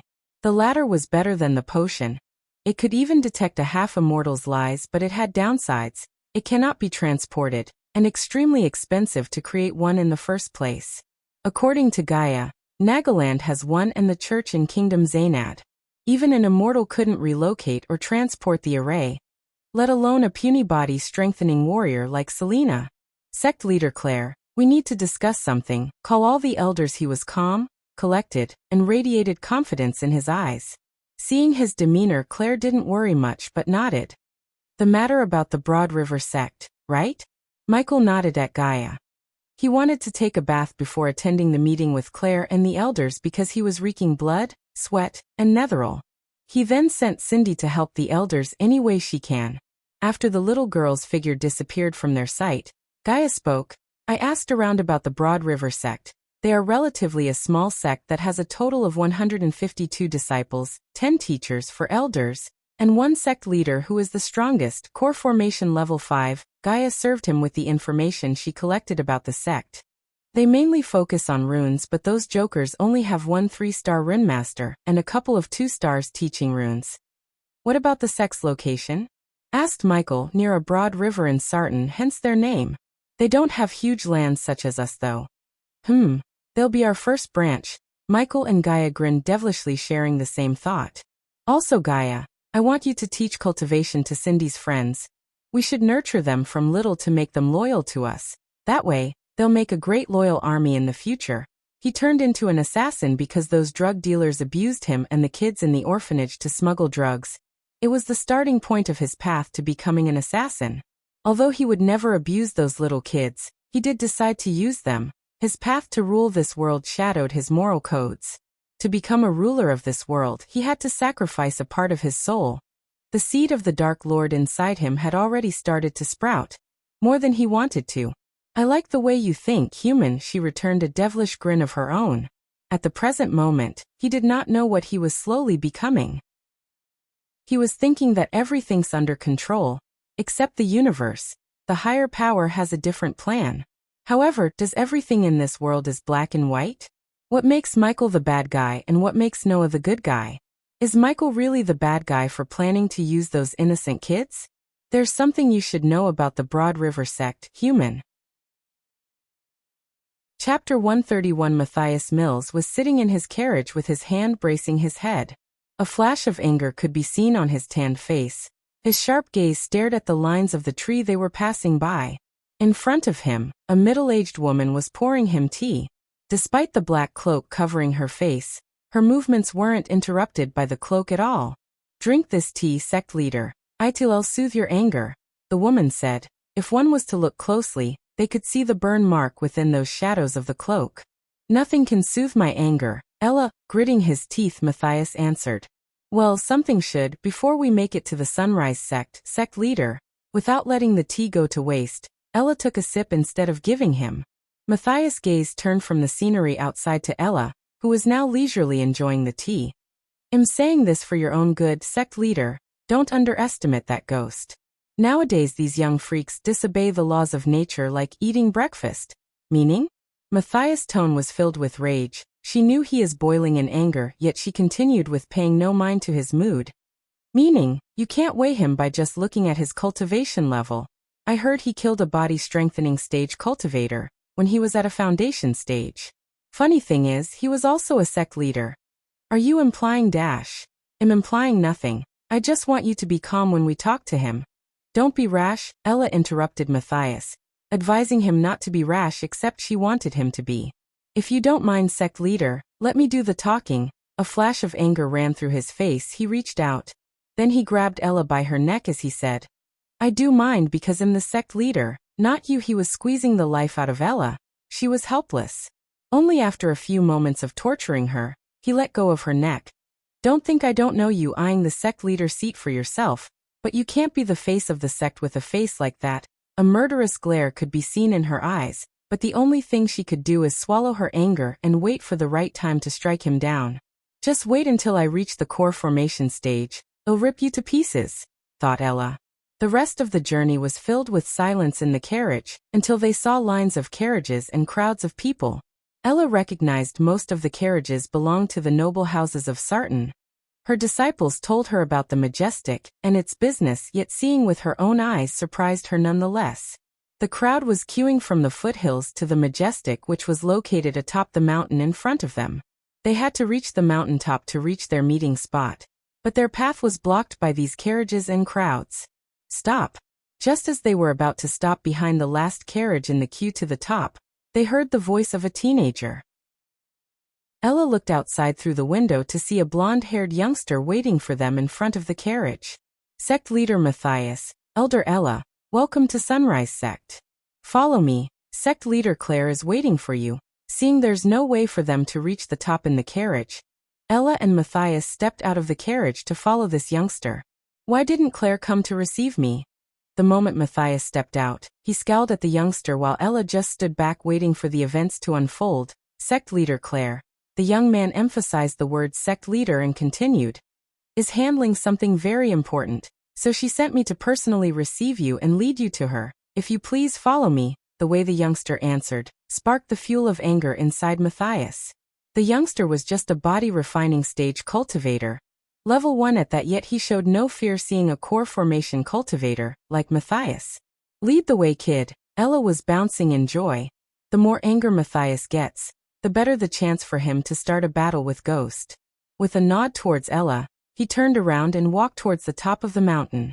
While they were following the young man, Ella saw a group of girls in revealing dresses, Silver Moon girls. Ella recognized the young man, immediately waved his hands at them, almost like he was instructed to.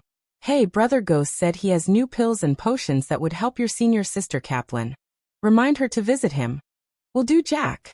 The girls gave a flying kiss to the young man, making all the youngsters in the crowd look at him with envy. So Jack, are they friends, Ghost and Sadie, the core disciple of Silver Moon? Ella pondered. Of course, Elder Ella. Jack was leading them through the long route, so they could notice the renovation sites. Although Matthias paid little interest in the renovation works due to his anger, what he saw was bewildered him. This was not the desolate place he saw a couple of years ago. Everything now seemed improved. Those once cobwebbed, worn-out buildings were being built and renovated. Workers were reconstructing the old paths made of stones with marble tiles. Another group was trimming the overgrown shrubs and bushes which previously made the area look untended.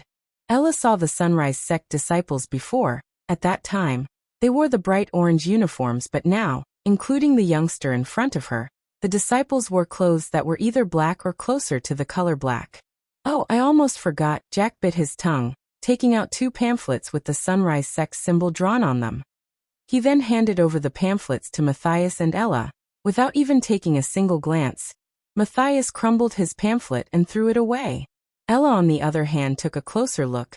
I'd love to take a tour around your sect, Jack. Matthias threw a cold glance at her as she shrugged. What? Since you don't want me do the talking, let me at least do this. Matthias saw no trouble in letting her take a stroll around this place. It was not like she could do anything by taking a tour. Wonderful, Elder Ella. We'll begin our tour after leaving Sect Leader Matthias at Sect Leader Claire's residence. Jack clapped his hands, almost sighing inside.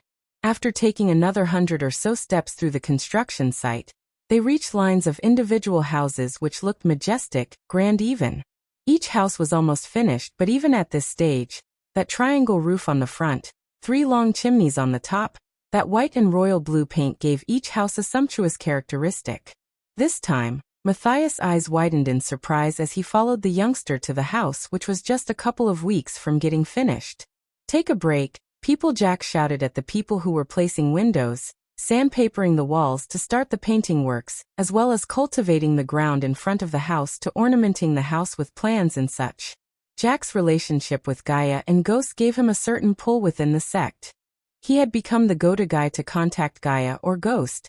This increased his reputation among his fellow disciples, especially among girls. Sect Leader Matthias, Sect Leader Claire is waiting for you inside. Is this where the famous Ghost of Rivertown lives? Ella asked Jack, looking at the one house which had no renovation going on. Except for its worn-out look, she could see nobles and the rich going inside using the side entrance, and coming out with a wide grin on their faces. We are waiting for the rest of the buildings to get renovated, Elder Ella. After that, we'll turn this shabby old house into a mansion worthy for our senior brother Ghost and senior sister Elia. Jack wouldn't let anyone look down on Ghost or Elia. Go through the front entrance, Elder Ella. Brother Ghost is waiting for you. Ella wasn't surprised to hear Jack because on the pamphlet he gave her before, there were 3 golden words flickered, "Meet me, Ghost." Those words were enchanted to let only the holder, Ella, see the words, not Matthias. She nodded before taking slow steps towards the door. Even with a body-strengthening level 9 cultivation, she couldn't help but feel the seed of fear growing inside her regardless of Ghost's cultivation level. Creak. With a long sigh of a mix of fear and excitement for this meeting, she opened the door to be stunned by things in front of her. From the outside, the house looked nothing but shabby, old and worn out, yet on the inside, there were fancy cushions, sofas, tables, and many other things that could only be seen in a place like King's Palace. Welcome, Elder Ella. Her gaze moved from the fancy sofas to the direction of the voice. She saw a youngster in a black long-sleeved tunic and trousers. His raven black hair danced around his broad shoulder. A warm smile could be seen on his perfectly structured face. Through the transparent black long sleeves he wore, she could see the lines of the six-pack abs and big biceps. Her eyes were momentarily glued to this handsome man she had ever met. How long are you planning to stand there, Elder Ella? Chapter 132. Ella sat on the comfiest sofa she had ever rested her, but yet she couldn't enjoy its comfort to the fullest under his gaze. Her heartbeat slightly increased, not only because of the attraction towards the opposite gender, but also because of his cultivation level, body strengthening stage, level 4. Cultivation speed like this was monstrous, heaven-defying, and godly. Despite the large crowds outside, the room was silent. Soon after, a woman in her early 30s came through the door behind him carrying a tray with 2 cups on it. The sweet fragrance coming from those cups made Ella's voice salivate to the point that she wanted to jump and gulp whatever inside the cups. Ghost grabbed the cup with a smile, and then the woman placed the tray before Ella. Please take it, Elder Ella. Regardless of her covered face, the woman gave her a wide grin, not a fake one but a genuine grin. Ella was surprised by the hospitality. Thank you, she couldn't wait any longer. She brought the cup near to her nose, getting overwhelmed by the fragrance. Soon, she took a short sip, just only to feel a burst of electricity run through her body. Her black hood covered the sight of her eyes widened. This was nothing like she had tasted before, like nothing. All of her taste buds in the tongue felt alive, delighted and overwhelmed. Delicious, isn't it? After Michael upgraded the system to version 3, he was able to quickly imbue the secret element into the ingredients Raylene brought from Breedia. Although the system said the secret element was pure arch energy, he somewhat had a hard time believing it. Anyhow, the system made changes to the ingredients in the microparticle level, and coupled with Raylene's 5-star chef trait, anything made out of these ingredients became extremely delicious. This is drugs. No, it's better than drugs, thought Ella, quickly finishing the tea in no time. Yes, it is delicious. After a few moments, Ella asked, well, Elder Ella, meet the only 5-star in the entire kingdom of Breedia. Ella's mouth opened further, staring at the woman obediently standing behind Michael. Do you know what is the most powerful profession, Elder Ella? Michael asked after placing the cup on the table in front of him. Ella blankly shook her head. She was still overwhelmed by the fact the woman in front of her is a 5-star chef. She didn't doubt this fact because no one else could have made a simple tea this delicious.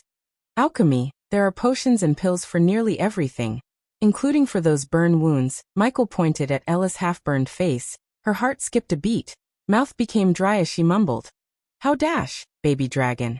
Ella heard a squawking sound. Her mind was blank due to overwhelming surprises and shock she has been receiving ever since she stepped into his home. Soon, Raylene took the cups and left the room, leaving them to their meeting. Wow! She jumped back on her couch. It was a little dragon, a baby dragon. She had never seen a baby dragon before, or a real dragon for that matter, but she had seen paintings of dragons, and the creature in front of her resembled the paintings. She felt the noble aura the creature was radiating. Each of its movements was majestic, dignified. It climbed on his shoulder with ease and dropped the thumb-sized cup it was carrying in its mouth. Michael sent the thumb-sized ceramic cup floating towards Ella. Apply this cream on the wound in your wrist. Michael had seen those wounds on her forearm despite her full sleeves. This will go a lot smoother if you trust me, Elder Ella. Besides, you have nothing to lose by applying that cream. HU. The baby dragon knew he gave her an order, and it kept staring at her until she slowly took a small amount of this bluish cream and applied it to her wound. The cream touched her skin. Her burned skin had long ago lost the sense of touch. Even she wouldn't look at her face or her naked body without feeling nauseated. Half of her body had ugly burn wounds that made her cry her eyes out every single day. Until 13 years ago, she was a pretty girl. Even though she was not an angelic beauty who would instantly make men fall in love with them, she had a few followers. She was the one who was meant to be the next sect leader of the Broad River sect. But this fact changed when she met with an accident she would never forget until she dies. That day, she was caught inside a burning room. Until to this day, she had no idea how the fire started. The fire engulfed her home and all of her servants. Fortunately, her parents weren't at home that cursed day. Because of her wounds, the elders and the sect leader chose the next in line as the new sect leader, Matthias, stating that with those wounds, she can't be the one who leads the sect. They were right, those wounds changed her from within. She was never the same person after that night. Men who courted her wouldn't even take a glance at her. Those who had no heart would make fun of her. Her friends left her because they couldn't be seen with an ugly freak like her. Slowly she started to wash away her feelings and griefs in booze, drugs, and anything that could numb her brain. This addiction of hers chased away her parents, leaving her alone. Only after a few years, she slowly began to realize what happened that night was not an accident, but a planned event. The booze numbed her brain and kept her from realizing this sooner. When she started to investigate through any means necessary, she had found that it was Matthias who planned this. However, her realization came too late as he had already reached the core formation while she was struggling at the body refining stage. The vengeance made her quit drinking and focusing solely on her cultivation. For the past 10 years, she was controlling the urge to kill him and waiting for the right moment to strike. Matthias did not know her true intentions. As far as he was concerned, she was plotting to steal the leader position from him. What dash, she gasped the very next moment she applied the cream. The wound on the place she put the cream vanished instantly. On that place, new smooth skin began to appear. She immediately pulled her sleeve up and then, she scooped the cream, trying to apply the small amount of cream everywhere. Although the cream was not enough for all the wounds on her hand, everywhere the cream touched, the wounds got healed. It was simply a miracle because she had hired numerous healers and tried hundreds of alchemy products, but not a single one of them could heal her wounds because the fire that burned her skin was not a normal fire, but the holy fire. Your wounds will appear again after a few days, but I can make them disappear forever. There was a small pause in his voice before continuing. Only if you do my bidding, he said while gently rubbing the baby dragon's chin. He looked calm and careless. Anything. She saw those ugly wounds disappear. She felt the cold breeze brushing through her smooth skin again. She wanted this cream. She wanted it desperately. As we speak, sect leader Claire is making an offer. An offer to merge your sect with mine under the leadership of sect leader Claire. But you know the outcome of this, right? She nodded, knowing very well that Matthias won't even consider this, not even in a million years. I can simply kill him and subdue your sect within a day, but if I did that, your people will sooner or later revolt, hinder the growth of my sect. She knew he was right. Matthias may be an evil son of a bitch to her, but everyone in the sect would definitely leave or revolt if Ghost forces them to join his sect. That's where you come in, Elder Ella. I know you were the next in line after your previous sect leader, and I also know Matthias is the one who did this to you. I want you to convince your people to join my sect. In return, since sect leader Claire can't be in 2 locations at once, we'll leave the Broad River sect in your care. Plus, it'll heal your wounds. This was a sweet deal. Ella would have even poisoned the entire sect for that miraculous cream if he had asked her to. I will do it, Ella said with a firm resolve in her voice, making him grin wide. Michael left all the planning and convincing stuff to Ella as she knew the people of the Broad River sect better than him. Eventually, after speaking for another couple of minutes, Ella left his home, leaving him with the baby dragon. What happened with Ella? Gaia entered the room and plunged herself into the sofa. Just as we planned. How's your end? He wants you to come to his sect, apologize in front of everyone, take 100 whips from each person's family you've killed. How predictable, he sneered. He gave you a week of time. If you don't go there by the end of this time, he said that he will come here personally to drag you there. Then Ella has a week of time to convince them. Chapter 133. Alright, I have one last thing to do before going to River Town, said Michael, thinking about the new spell in his arsenal, the Ring of Fire spell. Ah, the new spell. Give it to me. Since they shared almost everything, she came to him asking for the new spell. She also wanted to learn this new spell. Knock yourself out. This wasn't a spell he bought from the system, therefore, he simply decided to share this spell with her, only with her. A rare spell. Baby dragon. While Gaia was running her eyes through the spell scroll, he shouted for his pet. Up until now, he didn't come up with a badass name suitable for this dragon, so he was calling the baby dragon a baby dragon. Of course, Gaia suggested the following names: Ugly Lizard, Dicky, Assaholen, Shitface, and many other weird foul names. The baby dragon had taken note in its little heart, plotting its revenge against her in the dark. The one good thing that came up from their bickering was the baby dragon's gender. The baby dragon was a boy, which made their rivalry even worse. The one common thing they had was food. Both of them shared an enormous appetite. He even wondered how this baby dragon's stomach held that much food. Hoo, the baby dragon came hopping to him. Then it clawed its way to his shoulder, not before sending a blob of saliva to the spell scroll in her hands. One day I'll make you eat a boatload of shit. Hoo, the baby dragon chuckled, but his chuckle was stopped when a tiny orb of fire hit his head. Hoo, he hissed, looking at the orbs of fire dancing above Gaia's fingers. Burn my hair. You can't even light a candle. A rare kind of dragon you are, he. Unlike Michael, she perfectly understood the meaning of the baby dragon's hoo-hus. Stop it, you too. Michael chuckled, making his way to one of the construction sites. Where Michael was going to is the construction site of the office building Gaia was planning to build in the near future. The ground was barren. Only a bunch of practice dummies could be seen on the site. He asked Jack to place these dummies to test the power of the new spell. When he stepped outside, a gentle cold evening breeze brushed past him, refreshing him from top to bottom. For a few moments, he stood still to feel the soothing breeze, becoming absorbed in the music of crickets, letting the gentle energy of nature wash in. He looked up at the sky to see countless stars glistening in the sky. Do you need a moment? Seeing him standing still, she asked, almost chuckling. Hoo, the baby dragon watched the evening sky, and then it said something, brushing its scaly nose on Michael's chin. What's he saying? That lizard is saying that looking at this sky makes him hungry. Hoo, the baby dragon nodded, making puppy eyes. You just ate. No meat for your little scaly, but Michael flicked the baby dragon on its forehead, making Gaia grin in joy. Hoo. The baby dragon protested by head-butting him as he went to the ground. Considering the sun has long disappeared into the horizon, most of the workers went to their tents while some went into the first to hunt for fresh meat. After reaching the construction site, Michael stood in the middle staring at all the dummies around him. Gaia kept her distance to protect her clothes from getting burned. Ring of Fire, he mumbled these words under his breath, controlling the arch energy in his body. The next moment, a golden circle with many inscriptions appeared in the form of a holograph on the ground around Michael. Soon, the golden circle disappeared as waves of blazing fire swept the 5m radius area. Unlike the spells he bought from the system, he had a hard time controlling the flame blazes' direction and power.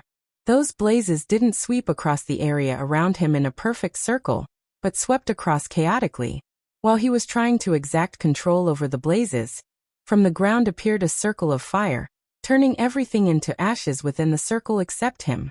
The blazes had already charcoaled the dummies, but the circle of fire was hot, too hot to the point that it turned even the mud and dirt into ash. From afar, drops of sweat could be seen on Gaia's face. She felt the temperature rise significantly, to the point she had to use arch energy to protect her skin from getting burned. What stunned her was she is a core formation warrior, while the spellcaster Michael was just a body-strengthening stage warrior. Yet, the spell had this effect on her. Even a group of body-strengthening stage warriors with no defense shield around them wouldn't be able to withstand the heat for more than a couple of seconds if he used all of his arch energy. At the moment, he was only using half of his energy to get the hang of this spell. 52% mastery. Michael willed the system to show mastery over this spell. He still had a long way to go before reaching 100%. The only way to reach 100% was to practice this spell every single day and increase the arch energy he put into the spell little by little. A bunch of netherals would make a fine target for this spell, Michael thought. The mere thought of him killing hundreds of netherals to farm experience points gave him goosebumps. It was the ultimate shortcut to reach the pinnacle. After this, you really should stop learning new spells, Gaia warned him after the hot blazing fire around him faded away. I don't know you know this or not, but learning too many spells will cause your arch energy to become weak and damage your brain. How many spells should one learn? Michael asked. It depends on one's cultivation level and the power of the spell. Typically, a body-strengthening stage cultivator should learn only 4 to 5 spells. He was an exception because of the system, but even he had to stop learning any more new spells before reaching the next stage. If not for this restriction, he would have learned all the spells he got from the cave, turning into an absolute monster. This is for the best. I should upgrade the already existing spells before learning new spells. Not that I need to learn new spells, he thought inside for the next few seconds. He focused on all his spells before creasing his brows. I need to figure out a way to utilize the Wind Blast spell. In his arsenal, Wind Blast was the least used as well as least powerful spell. The system rewarded him with this spell, and although he didn't use badass points on this spell, this still occupied his arsenal of spells, preventing him from learning a new spell. From tomorrow, you're gonna help me train my sword skills as a standalone spell. Wind Blast was a weak spell, but he decided to combine this spell with his sword skills. Using one hand to swing the sword, and the other to cast the Wind Blast might be the best way to utilize the full potential of the spell. Killing the netherals in the abyssal might also give him a new perspective about the Wind Blast spell. Get ready to get your ass kicked, Ghost. When he uttered his name, she grinned devilishly, almost certain she was going to beat the heck out of him tomorrow. Oh, Michael smiled inside and stepped closer to her. Wind Blast? Ah! The sudden blast of wind almost lifted her skirt up. She was caught off guard. Lightning Dash. Stop, you bastard, she screamed, chasing him behind to make him pay for what he just did. The halo of the horizon arrived with golden grace. On the large luxurious bed of Michael, he was sleeping with the baby dragon curled up on his chest. Last night was a great exercise making Gaia chase him around the sect. Even without a spell like Lightning Dash, the snake was damn fast. After they got tired, they laid on the green grassland staring at the night sky before they came to their home, searching for the comfort of the bed. While he was rolling on his bed, he heard knocks on his door. Brother Ghost, Sister Elia, wake up. Michael opened his eyes. He knew it was Jack outside the door. His voice contained a hint of panic. What a little shit, Gaia yawned, slowly opening her eyes. Sister Elia, wake up. The Baron and his men are on their way here. Soon the sleepiness in their eyes disappeared. Instead, an amused expression flashed across their faces. So they finally decided to show up, huh? Michael put on his black transparent full-sleeve shirt. Ooh. The baby dragon also yawned, blinking his eyes. He woke up. Come on, baby dragon. We have a bitch to deal with. As these words escaped his mouth, he flicked his wrist as 2 green pills appeared in his hand. The 2 pills were the size of a baby's fist. They radiated a smell of rusted iron. The baby dragon twitched its mouth when he took a whiff. Michael tossed the pill into his mouth. Swallowing the pill, he made his way to receive the Baron and his men. Chapter 134. With the baby dragon on his shoulder and Gaia behind him, he opened the door to see the panic-stricken Jack. A couple of drops of sweat could be seen on his face. What are you afraid of? It's just Baron and his men, Michael said. Stepping out of his home, he looked at the rising sun on the horizon. Today sell the usual stuff, they'll make the new pills and potions later. But Brother Dash, don't worry about the Baron, he'll deal with them. Get the fuck out of here. Gaia's tone gave Jack no space to continue. He could only run away from her before she the crap out of him. Do you sense them? His calm face turned cold after Jack left. Gaia nodded. The baby dragon's round pupils became vertical slits, sensing the powerful presence around them. Yes, we are surrounded, but I don't know how many. 56 powerful figures. Might be more than that. His environmental scanning was just at level 2, therefore it could only sense a limited number of powerful hostiles around him. If they were at the core formation stage, he would have detected their cultivation level, but he was unable to sense their cultivation level, which meant they were stronger than the core formation stage. Among the 56 he could sense, some of them were concealing themselves and floating directly above them in the sky. Some were hiding in the ocean of trees around them. Humph, do they think it's easy to catch me? Michael snickered inside his mind. Can you sense their cultivation level? Gaia asked. She didn't show it on her face that they noticed the presence. All of them are above the core formation stage. He had already paid the system to prevent anyone from eavesdropping on their conversation in case these unknown figures were doing just that. If they were eavesdropping, they would hear nothing but some random conversation about life and the sect. Michael walked to the side, to a place where the customers could clearly see the events unfold, so he could earn badass points utilizing this situation. Eventually, after waiting for the Baron and his men, Michael saw a large crowd of soldiers adorning full metal armor marching up the steps to meet him. At the same time, he looked up to see an object soaring through the sky. There she is, Michael snickered, recognizing the person atop the flying sword, Selena. The Baron and his men locked their eyes with him. They kept marching towards him until Selena landed in front of them with a loud thud. Even from a distance he could see those bloodshot eyes, veins protruding on her face.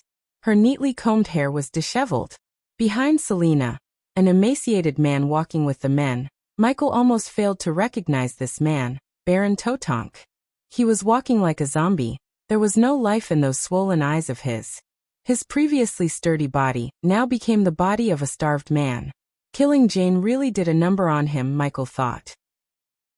Waiting for them, he stood there, his hair fluttering back in the wind, accompanied by Gaia and the baby dragon on his shoulder.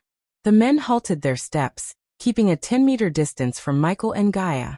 There were a few gasps and murmurs when they saw the majestic creature sitting on his shoulder. However, Selena's eyes didn't look like anything or anyone but Ghost. She locked her eyes with him. Within those bloodshot eyes, a flash of shock emerged and disappeared. Not impressed, Michael thought she would have reached at least the core formation stage, but seeing her body strengthening stage level 9 cultivation level, he was disappointed. Young miss, let me talk, a wrinkly old man with a slightly hunched back pressed Selena's hand and said. The old man then turned his gaze at Michael. Young Master Ghost and Baston, a servant of the Baron, did dash.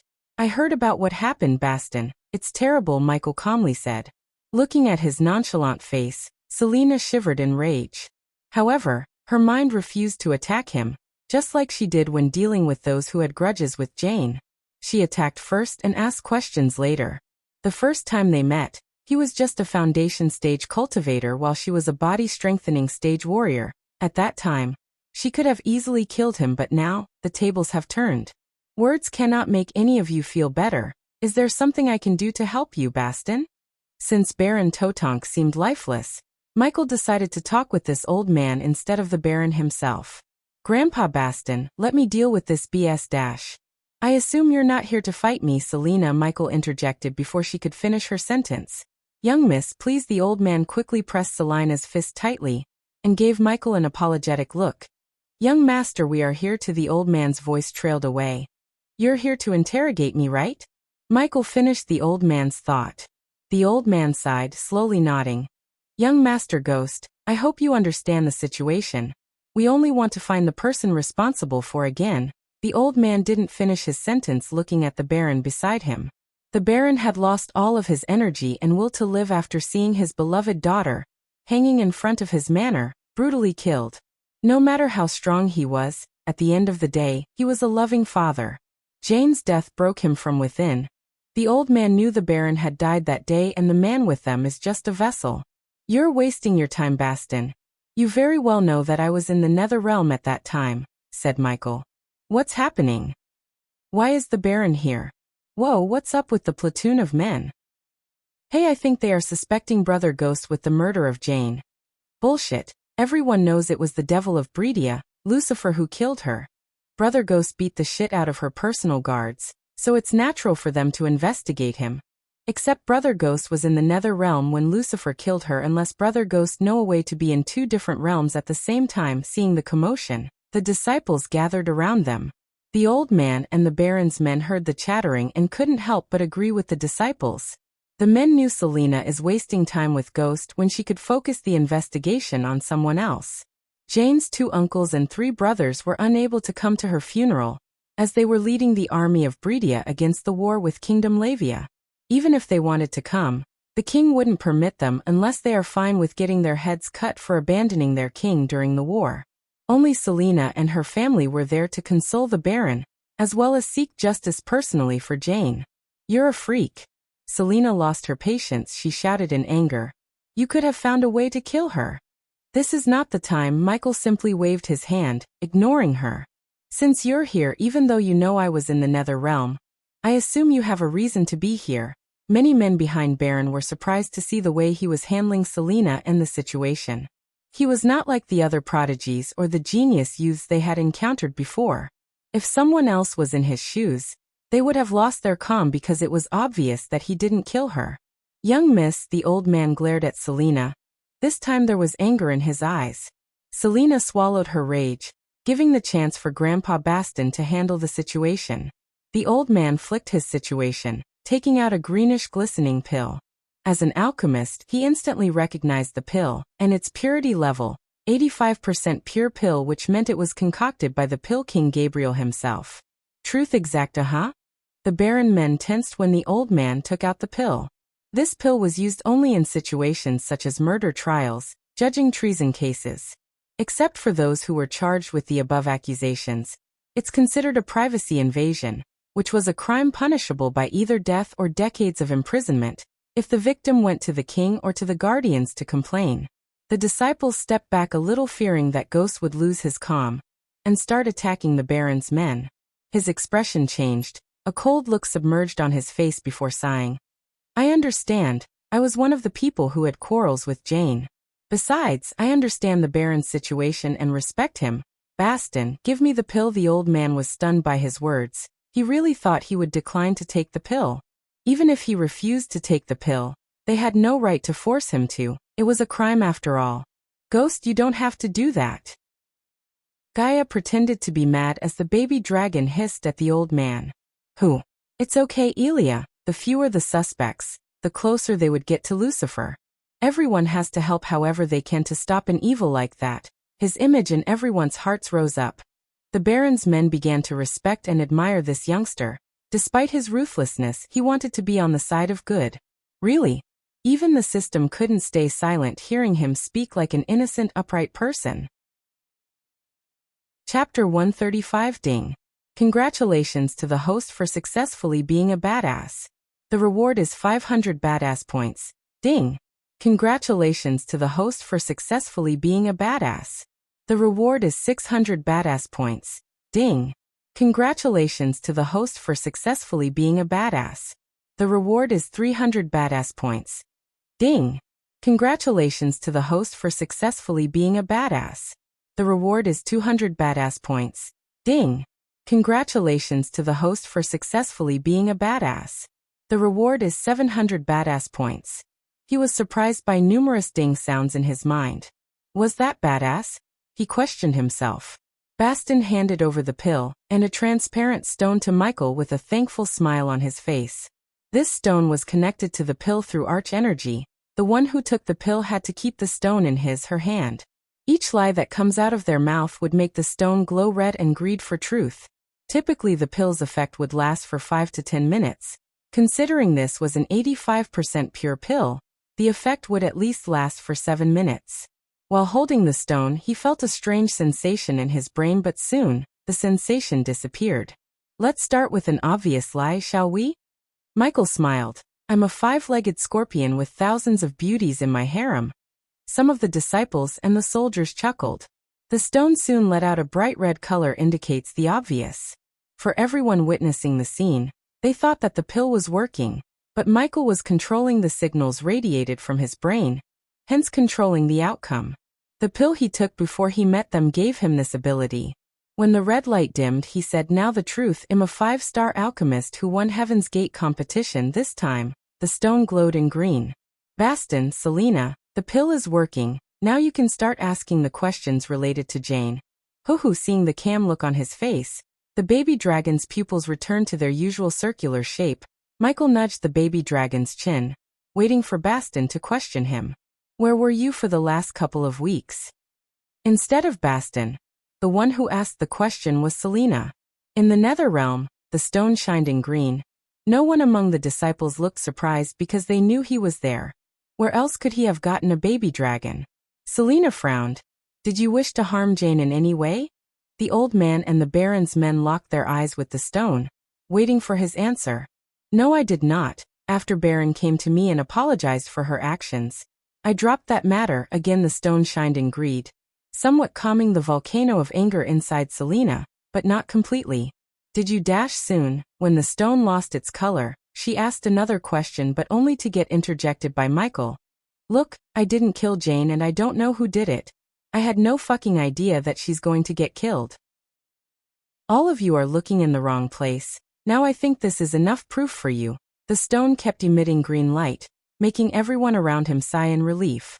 His face lost the smile. Instead, a cold look could be seen on his face. Thank you for your understanding, young Master Ghost. Baston bowed, giving an apologetic smile. Now if you'll excuse me, I have places to be. He threw the stone towards Baston. Gaia also took the same pill as Michael to neutralize the truth extractor in case Selena asked her to take the pill, but she didn't even look at Gaia. Young miss, let's go, Baston said. As they were turning back to leave, Michael sensed the powerful entities around him who stayed hidden also disappearing from his environmental scanning one by one. The Holy Guard, Michael mumbled. He already knew the church is investigating Jane's murder, hoping to find Lucifer. He had heard about these Holy Guards from Gaia. Even she knew so little about them except the Holy Guards are the church's ultimate weapon. Apparently the church worships two gods, the sun god and the water god. He didn't care much about this religious institute until now, as he tried to avoid mingling himself in the petty religious conflicts until he could get to a stage where they can't touch him. But this had changed now. He decided to get more information about this so-called church as well as the Holy Guards. After all, it was only a matter of time before Lucifer had to face this holy army. She should have asked me at least one question. She felt offended not to be noticed by Selena. What are you all looking at? She shouted at the customers who were gawking at them instead of buying the pills and potions. They immediately turned their gazes away from her. They all knew her temperament and did not want to piss off this bad-mouthed girl. We'll add new products tomorrow, so don't forget to bring your pay cubes. Instantly her words caused a commotion among the nobles and the rich. Miss, what are the new pills and potions? One of them from the crowd shouted excitedly. There will be wisdom potions, mind control pills, elemental resistance potions, perception pills, hallucination potions, camouflage potions, enhanced healing potion, and the potion you all younglings are desperately waiting for. She paused for a moment, staring at those eyes filled with anticipation. The love potions. Why? Finally. Hooray. Half of the crowd immediately threw their hands up and cheered. Most of them were single guys, obviously. However, Michael noticed some old grandpas grinning devilishly, which was creepy. Michael and Gaia laughed inside, seeing the expressions on their faces. Most of them were thinking love potions would make their crush love them. However, the love potions don't work like that. The love potions would only work on someone if he already has some feelings for the other. Using the love potions was fairly simple. One has to put a single drop of their blood and make their crush drink. After drinking, the love potion would intensify the feelings for the other if one has any. For an instance, Selena had no feelings whatsoever for Michael, so no matter how many love potions he makes her drink, she wouldn't fall in love with Michael. However, it was a different matter for Gaia. During the nights, she would debate with herself to find whether she holds any feelings for him or not. It had been almost half a year since she started to be with him. He first rescued her from her fellow Nagas, helped her stay hidden, fed her, and more than anything, by curing her crippled cultivation, he saved her life. She felt it's natural for her to develop feelings for him, but still, she wanted to make sure of it. Hence she secretly planned to use the love potion on herself. Of course, she still has not completed her plot as the potion required Ghost's blood. By asking him directly, she might get into trouble. After going home, spread the word. Finally, Gaia shouted before leaving for River Town with Michael. After the battle with the Netherals, the rumor had spread across the river town that this town is protected by Ghost. Hence many people began to address Ghost as Ghost of River Town. Thanks to the rumors, more merchants and adventurers began to stop by River Town. Plus, the construction of the new fancy building at the place where Lucky Cat Tavern attracted travelers and such. For those native River Town people, the building the dwarven engineer was building for Ghost was nothing but a wonder in their eyes. Even though the workers didn't finish the construction yet, people could tell that it's a marvelous building that would raise the river town's prestige by many folds. Because of the frequent merchant, adventurers, and travelers' visit, the local business boomed. The river town people thanked Ghost for their prosperity, though he practically did nothing for them. He killed those Netherals not from but for him. Hey, it's young Master Ghost. Young Master Ghost is back. Good morning, young master. He's so handsome. Ding. Congratulations to the host for successfully being a badass. The reward is 500 badass points. Ding. Congratulations to the host for successfully being a badass. The reward is 600 badass points. Ding. Congratulations to the host for successfully being a badass. The reward is 300 badass points. Ding. Congratulations to the host for successfully being a badass. The reward is 200 badass points. People on the streets of Rivertown quickly greeted him, and Gaia with a wide grin on their faces. Just by walking the streets, his reputation earned him badass points. This was why the system kept urging him to take risks, explore the world, and engage in battles. If this small town could give me 5,000 badass points just by walking through the streets, how much would I earn in the big cities? Michael's eyes glistened in glee. Master Ghost, you're back. Just when he was nearing the Lucky Cat Tavern, he heard a familiar voice and turned to see the golden-haired girl walking towards him, carrying a bunch of iron tools in her hands. How are you, Gloria? Thanks to Master Ghost, I have no worries. Good morning, Miss Elia, she answered Michael with a bright smile, and then she greeted Gaia with the same bright smile. What are these? Asked Gaia. These are tools of Lord Fover. I just went to the smithy to get them fixed. Michael recognized none of these weird tools. He had never even seen them before. His curiosity piqued to see the 3-star builder and the restaurant he was building for them. Chapter 136. The air was filled with hammers hitting the stones and iron. Upon arriving at the construction site, Michael saw the bare bones of the building. The wooden planks, iron beams, and half-built walls which were glistening in the daylight radiated certain charm. The building resembled a rectangular prism. On the long sides, there were 5 arched windows. Each window was approximately 3 m wide and 7 m in height. On the front of the building, there was one arched door between arched windows on each side. The building was lifted by a 3 m foundation, so one could enjoy the view of the river clearly. On the far end of the building, Michael noticed the vents, stoves, and ovens being built by another set of workers. Michael walked up the few stairs to enter the building when he saw a couple of carriages stopping in front of the building. Both Gaia and Michael frowned at this sight. The carriages had scratches, burn marks, and cuts all over them. It was evident these carriages were attacked. Soon people slowly came out of the carriages, wounded. This scene attracted the people of River Town. Few of them stepped forward to support the wounded soldiers. Gaia's face instantly turned cold the moment she saw the people taking out dead ones from the carriages. All the dead bodies had deep cuts, burned marks, and severed limbs. Following the dead bodies, a short sturdy man with a large beard jumped out of the carriages, carrying a huge battle axe. The short man compensated for his lack of height with his muscles. The man carried that huge-ass battle axe like it had no weight. Dwarf, Michael mumbled under his breath. This was the first time he had seen a dwarf in real life. The dwarf was exactly like one of the dwarves in the Lord of the Rings movies. Fover, what happened? Gaia asked as the dwarf put the battle axe on the ground, producing a loud thud sound. Bandits happened, lass. You told us there be nae bandits between here and Bradford. Bandits? Where? After Jane sent bandits to harass their customers, Gaia personally went to the forest surrounding the Sunrise sect, as well as the forest surrounding the river town to kill every single bandit.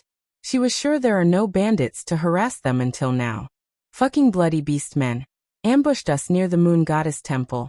These puny humans stood no chance against their guerrilla attack, Curse Fover failing to notice Michael in the heat of the moment. Beastmen wouldn't usually enter a human kingdom. Ghost, we have to investigate this. Only when she mentioned the name Ghost, the dwarf turned his gaze at Michael. For a second, Fover just stared at him to sense his cultivation level. Soon, his eyes slightly widened in surprise. So ye be that famous ghost o' River Town, yeah, lad, you need to do something about these bandits. They already destroyed most o' the materials I needed to finish the building. Destroyed the glasses? I'm gonna rip them to pieces. Veins popped on Gaia's face. Considering this plan of Michael's required more glasses, even than the stones, this shipment was extremely important. These were not normal glasses. The dwarf ordered them, glassmakers, to custom build the glasses, which cost them a huge chunk of gold coins. Go and check out the forests, but I guess they are long gone by now. I have to look, she said, and rushed towards the place where they left the Pegasus. Master Ghost. Soon after Gaia left, his two henchmen came towards him. Both Daniel and Ricky suffered wounds. Daniel had a deep cut running across his chest. His brown tunic was drenched in blood while Ricky limped, holding the deep cut on his thigh. Michael quickly willed the system to give him the healing potion in the storage. In a flash, 2 vials of healing potion appeared in his hand. Here, take this. Both of them shuddered. The thought of a single vial of healing potions cost 9,000 gold coins prevented their hands from reaching out to take the healing potions. Drink it, it's an order. Thinking about those bandits who almost killed his 2 loyal men, Michael wanted to flay the bandits alive. He could simply buy materials, but loyal men like them were hard to find. Daniel opened up the vial, slowly pouring the potion into his mouth. Their wounds closed up at a swift pace. The dwarf was surprised he wasted 2 valuable potions on these 2 commoners. After their wounds healed up, Michael retrieved a couple of more healing potions. Mix them in the water and distribute the water to the wounded. For those who lost their lives, Daniel and Ricky saw a large pouch of coins appear in his hand. Give their families 2,000 gold coins. His words instantly caused the people to go crazy. There were gasps and muttering among the crowd. Even if they were alive, they wouldn't have earned 1,000 gold coins in their lifetime by working on the construction sites, not to mention 2,000 gold coins. He just changed their lives. With this amount, their families could live their entire lives without ever going to work. As far as he was concerned, if he didn't compensate them with a handsome amount, workers might avoid working for him in the future as they might fear for their lives. But now, they would gladly give their life thinking their families would get richer and live their life with no worries. Many wives would gladly take 2,000 gold coins instead of their drunk husbands, any time of the day. After all, for Michael, even 20,000 gold coins weren't much compared to his grand plans. He wanted the restaurant to be up and running as soon as possible. As for those who survived, you will receive 50 gold coins for the inconvenience. Those who survived bowed and grinned in glee despite the excruciating pain. Although it was nowhere near the amount 2,000, at least they lived to enjoy the 50 gold coins. Lad, what a boot me. You need to compensate me too, asked Fover, smirking. I will compensate you handsomely when you lose a few limbs in the next bandit attack. You were right, I didn't find anything except this while he was making new batches of pills and potions back at his home. Gaia came rushing into his room. Michael looked at the baby dragon as he hopped towards Gaia and grabbed the medallion in her hand with his mouth. He then whooped back at Michael. The medallion was black, made of high-quality black iron. On its surface, a wolf's head etched onto its surface. Those who attacked Fover is not bandits, human. It's the Grim Reapers. Michael did not utter a word but waited for her to explain. When you need beasts, bandits and problems like that disappear, you go to Adventurers Guild. When you need a noble to disappear or even a king disappear, you go to the Grim Reapers. If you have enough gold coins, no matter what evil shit you want to do, they will do it for you. Someone paid them to attack the shipment, but who? He scratched the baby dragon's chin, thinking about who might have done this deed. The only enemy he had until now was Jane. Obviously, she couldn't have hired the Grim Reapers. He didn't think Selena would have done this either. You said they do anything right? For the right amount, she said. Fover said the glassmakers may have extra supplies we need. Buy them and bring them to Fover personally. What will you do? For now I will finish all these and then, we'll go to Aragoth to seal the deal, said Michael. showing no emotions on his face. So we'll do nothing about this? She questioned him, only to see him shake his head. Grim Reapers won't tell us who hired them in the first place, right? The Grim Reapers sounded just like the dark underworld back on Earth. Although he only killed a certain group of people, there were assassins and fixers who would kill or do anything for the right amount. But the dark underworld would not reveal anything about who hired them to do the job, to anyone. This secrecy what made the dark underworld extremely powerful, and if his instincts were correct, the Grim Reapers would follow the same rules. His assumption was proven right when she nodded. Nope, those bastards value client confidentiality more than anything. If we went there asking for this information, they would either try to kill us or ban us from using their services in the future. Then there's nothing we can do except trying to hire them to protect our carriages. This might work if this was a one-time task, but if someone hired the to attack our carriages every time, her voice trailed off but the killing intent in her eyes intensified. Then we'll simply hire the adventurers to do the job for now. Gaia creased her brows. What do you mean for now? Today they attacked my men. I want simply forget it. One day, I'll visit them, kill every single one of the Reapers who did this, not as Ghost but as Lucifer. Gaia grinned devilishly, thinking about the day they'd seek revenge against the infamous Grim Reapers. After Gaia left the room, he finished making pills and potions enough to sustain the Majestic for a week. He stood up, the baby dragon on his shoulder. Ruby Cuisine branch manager Michael mumbled under his breath, before dashing out of the room. Chapter 137. Inside Michael's house, the trio was laying on the sofa, munching on the egg rolls Raylene prepared for them as snacks. The baby dragon was clutching onto its roll, fretting that Gaia would steal it from him. Both of them just came back home after getting their job done. Fortunately, the glassmakers kept extra custom-made glasses to sell on the sidelines, therefore, she was able to buy the glasses from them and personally deliver them to Fover, resuming the construction work. Michael, on the other hand, went to Bradford searching for the branch manager of Ruby Cuisine, his one major competitor.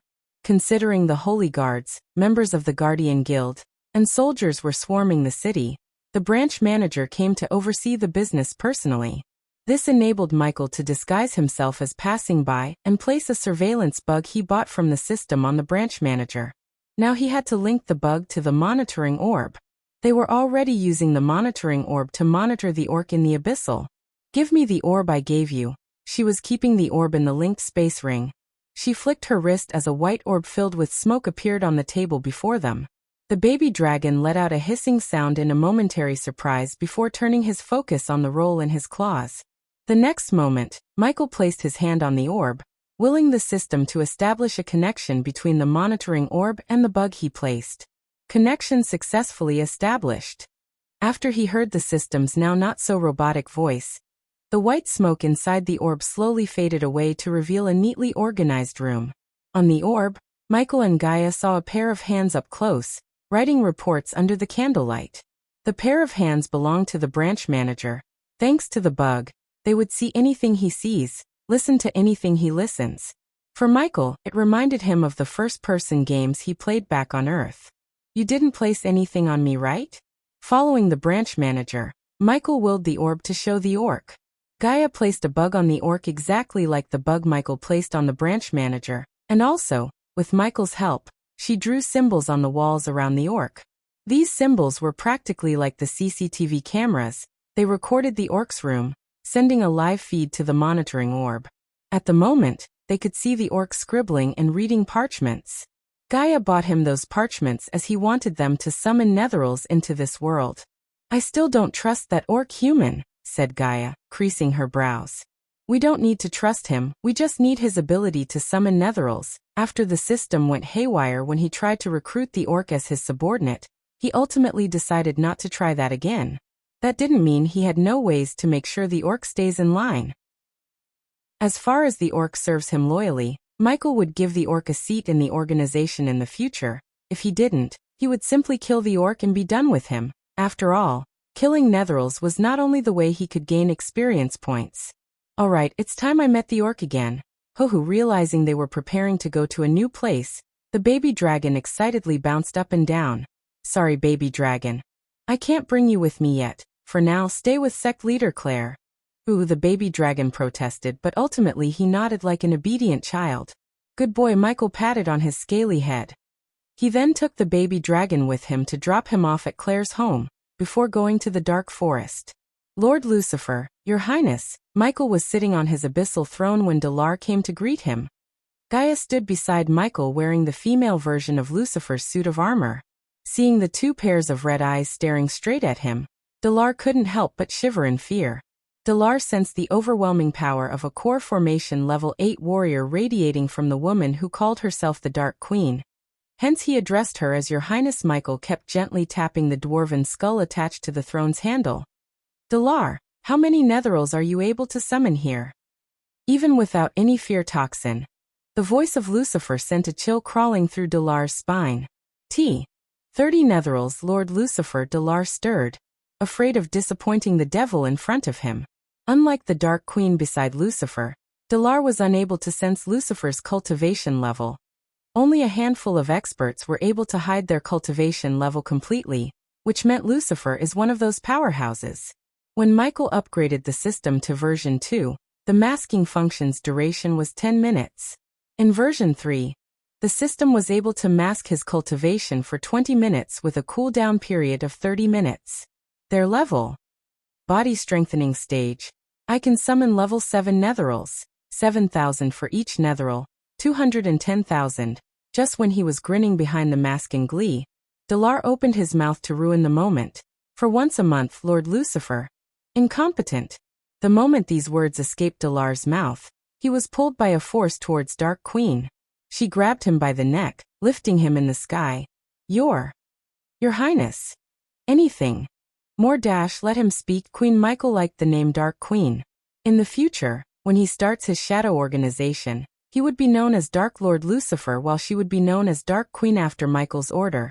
Delar was thrown away by Gaia like a pebble. Delar slowly picked himself up, cursing the woman in his heart. State your reason, Delar, Michael asked without showing his disappointment in his tone. Anything. Summoning more than 30 netherils in a month would alert the Guardians, Lord Lucifer. Somehow, they can detect the trace of the summoning magic. Delar explained the reason. It was a damn good reason. Though Michael was disappointed at the fact he could only earn 210,000 experience points plus the experience points from absorbing the cores, he decided not to take any chances in greed and get caught by the Guardians. Besides, with this amount of experience points, he would be able to level up every 1 or 2 months. You're too greedy, host. Shut up, system. He scowled back at the system in his mind after hearing its snarky comment. How long will it take to summon the netherils?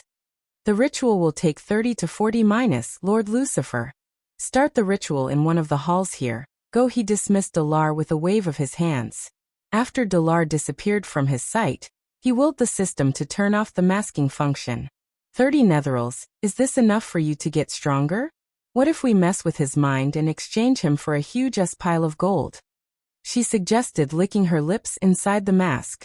It's enough, Queen. That orc is worth way more than any amount of gold. She sighed and nodded. In her mind, he would be ever wrong, and even if he asked her to follow him into the deepest of hell, she would follow him, asking no question. When are you planning to give me one like that? Her eyes were locked onto the black metal coils around his wrist. These coils were not just coils but superconductors that had zero resistance to electrical flow. By sending the electricity created by the spell Ignitia through these superconducting coils, and with the help of the system, he was able to create a super magnet, which was how Michael pulled from the hands of Von Dun's men. I need a new weapon system. I can't be seen using a sword. He entered the system store to buy a weapon to use when he turns into Lucifer. What kind of weapon are you looking for, host? Not a sword, but I should be able to utilize my sword mastery when using this weapon. Hearing Michael's preferences, the system began its search. Soon, a glow appeared in front of Michael's eyes as the glow slowly turned into a weapon, a war hammer. The war hammer in front of him was made of entirely black metal. It possessed one blunt dented face with a sharp beak on the opposite side of the blunt face. The war hammer looked heavy, and the glowing inscriptions, runes, and symbols on its surface gave a deadly look to the hammer. Weapon name: Doombringer, Heavy class, rare upgrade requirements: 3-star blacksmith, 3-star runemaster, ostium or the blood of a forest dragon, underworld fire core / ancient ice core price. 14,000 badass points. Does the host wish to buy the Dimbringer? Host can trail use the weapon for 10 minutes. A golden notification box with blue letters appeared in front of him. His eyes widened in surprise. System, make the Warhammer look old, ancient, and put it somewhere in my room? So Gaia won't suspect where the Dimbringer comes from. Yes, then it will be 14,500 badass points. The system sounded extremely excited for some reason. Do it. Michael long lost his drive to bitch with the system as he calmly said. After exiting the system, he looked up at Gaia. Go and make sure Dalar isn't trying anything funny. What are you gonna do?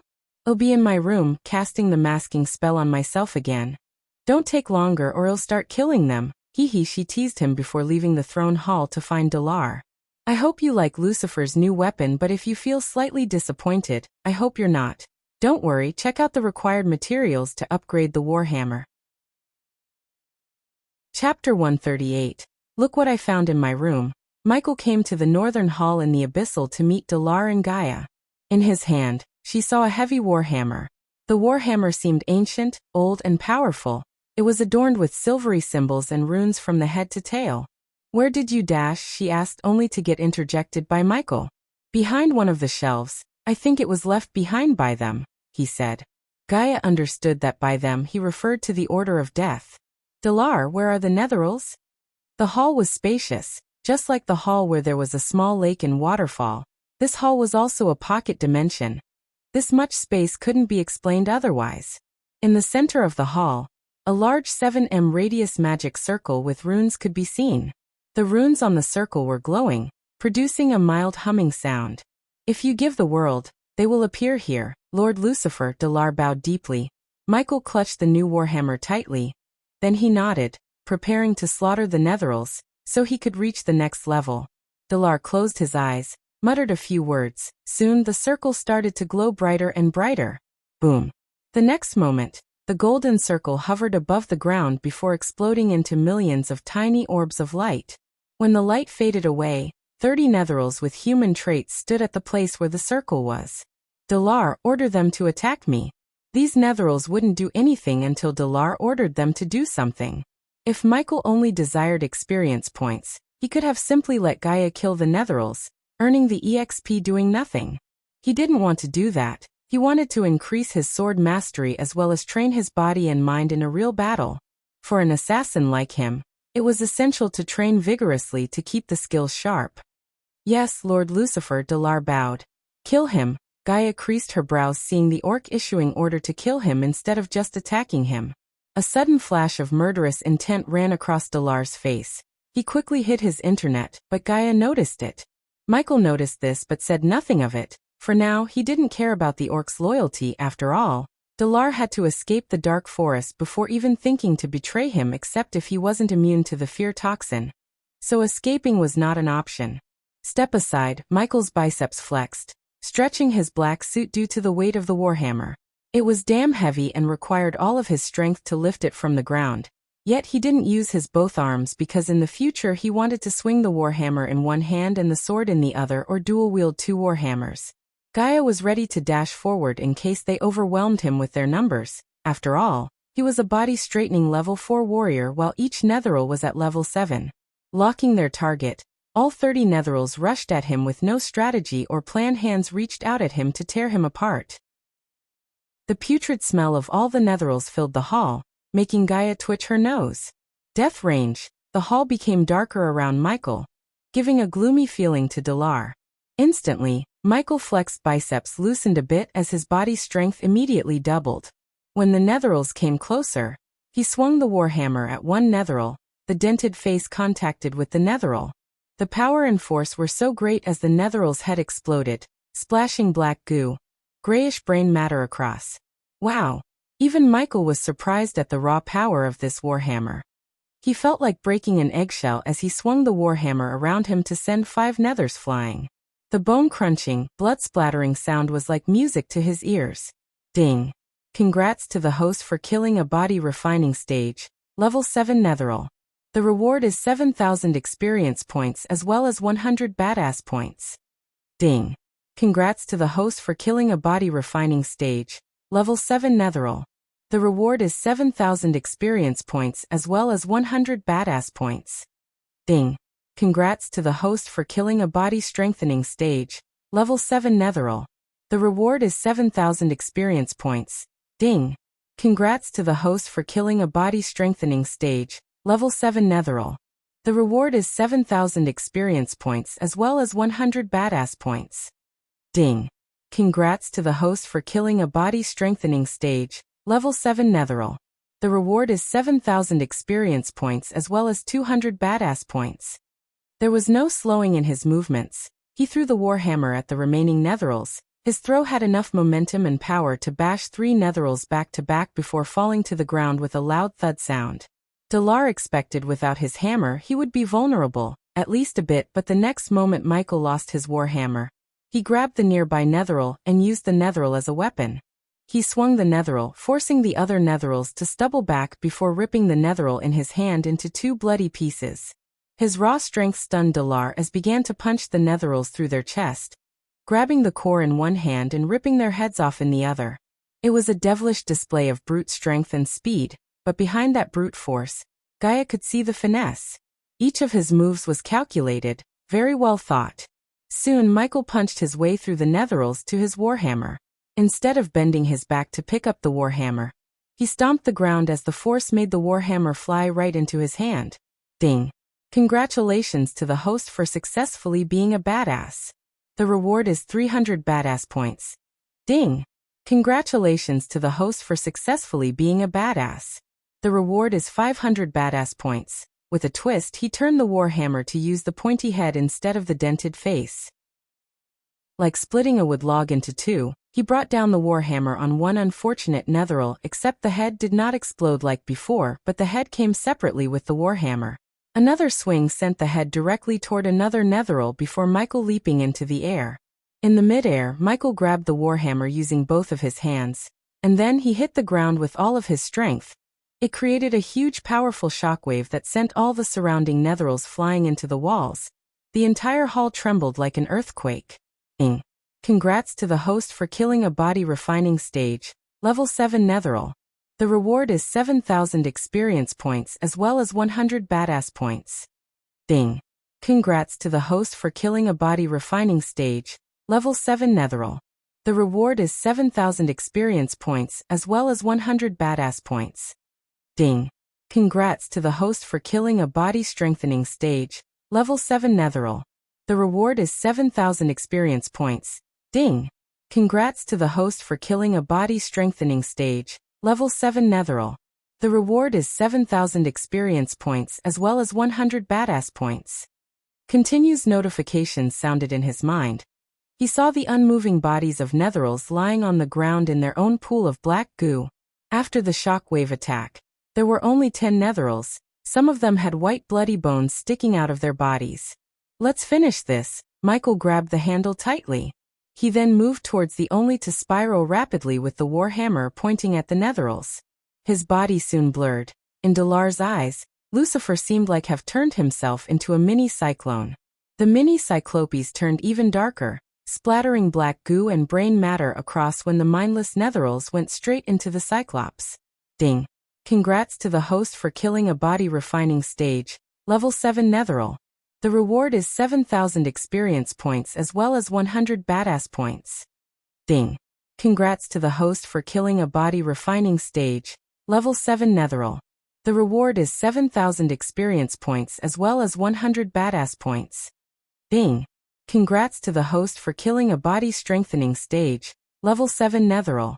The reward is 7,000 experience points. Ding.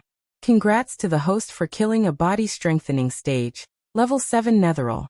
The reward is 7,000 experience points as well as 100 badass points. Congratulations to the host for leveling up. The current level is body strengthening stage level 5. After smashing all the Netherils, he lowered the warhammer, giving his hands the much-needed rest. Maybe another 100 of these can give me a challenge. Dalar shivered after witnessing the display of pure strength and brute force. He was unable to pinpoint Lucifer's true strength, even after this one-side massacre. Lucifer killed those netherils he summoned with no hassle. There was not even a scratch on his body. He used no powerful spells but the warhammer and his own strength. Dalar could tell that those words he just spoke were nothing but true. He doubted even another 100 netherils could make him drop a sweat, let alone kill him. Take this as a reward for what you did. Michael flicked his wrist, taking out a batch of revitalizing pills and arch energy boosters. The batch had 10 of each pill. Since anyone could buy pills from the Majestic, he didn't fret about Dalar connecting Lucifer with Ghost. This will be enough for you to purify your body and help you speed up your cultivation, Michael said, sending the pills floating towards Dalar. Dalar didn't dare to refuse this. He just bowed deeply and accepted the pills. Burn those bodies. After giving one last order to Dalar, he made his way to his room with Gaia following him behind. Chapter 139 Man, we need a butler to maintain this place ASAP. While walking through the cobwebbed corridors of the Abyssal, Gaia said, "Why don't you put up a sexy maid dress instead?" She froze stunned. Behind the mask, he chuckled seeing her reaction. "Why don't you ask Sadie? You're pervy fuck." Michael received a punch on the shoulder for his suggestion from Gaia. "You're still on that?" "Of course I'm still on that. I won't let you sleep around with bitches like her. Don't forget," there was a hint of possessiveness in her voice. In Michael's eyes, she was beyond beautiful, talented, funny. Moreover, she was very supportive of him. In simple terms, she was a perfect wife material for him. Therefore, if she made a move on him, Michael would gladly accept her as his better half. After all, he would choose her anytime over a cold bitch like Alicia any time of the day. "Yes, ma'am," he giggled in return. "Oh," she was surprised to hear his answer. She thought he would be a jerk and refuse. This gesture of him slightly made her feel elated, thinking that he might have feelings for her. "Good." She put her hand around his neck before giving him a mild headbutt before they went to the teleporter to leave the dark forest. The next day, Michael left the Sunrise sect before the early light, putting on his Neo robes. They didn't use the flying swords but mounted the Pegasus to go to Aragoth. Of course, Gaia packed her snacks, which included varieties of appetizers, desserts, main courses, and beverages to drink.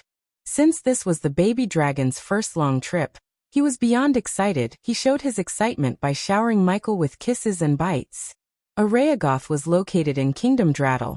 Although Draddle was the nearby kingdom of Breedia, it was still 2 weeks flying from the Sunrise sect. The travel was mostly uneventful, unless one counted the baby dragon throwing up occasionally, because Gaia did barrel rolls with the Pegasus as well as the baby dragon biting her ears as a payback. 2 weeks later, around noon, Michael, baby dragon, and Gaia had finally arrived at the Aragoth. They landed at the foot of the tallest mountain that resembled the shape of a sword pointing at the sky itself. The surrounding had splendid mountain ranges and tall mountain peaks. The natural arch energy was rich on top of the mountain. The mountains were surrounded by light fog all year long. This place truly gave off a divine and superior feeling. This mountain range was called the Sword Mountains. Countless mountain peaks spread across the top of the Sword Mountain. Just like the founder of the Sunrise sect, it was said that the founder of the Aragoth had also discovered an underground energy vein here. Therefore, he occupied this mountain range and established the eternally prosperous Aragoth. The energy vein, aside from it being able to provide the best cultivation environment and gather natural energies, was also a representation of fortune. Many powerful sects and families had occupied land with energy veins. This was the reason why they were eternally prosperous and had produced countless geniuses. Another stunning place. Michael and baby dragon stared at the beautiful scenery filled with light fog. He couldn't help but praise it. Hoo-hoo, baby dragon nodded, basking in the beauty. "Stop staring, you two. This is nothing compared to the dash." Nagaland. "Yeah, I know. You've said this almost 100 times now," Michael interjected, teasing her with a chuckle. She rolled her eyes and descended to the ground. "Go no further." Just when they had ascended half the mountain, they heard a loud shout. And then 3 young men dressed in white clothes with a symbol sword etched on their chests walked towards them with arrogant expressions. "Identify yourselves and state your reason to be here at Aragoth." "Is that a dragon?" Michael's vision landed upon these 3 men, and he instantly discovered that they were only body refining stage warriors. They were probably amateurs, as talented disciples of the outer circle wouldn't be guarding the entrance here. However, as the disciples of Aragoth, even just being a novice disciple would be enough to make anyone proud of themselves. There were talented people amongst the novice disciples, and many of the current outer circle disciples and inner circle disciples were actually novice disciples at one point. Hiss, the baby dragon hissed when he noticed the youngster reaching out to touch him.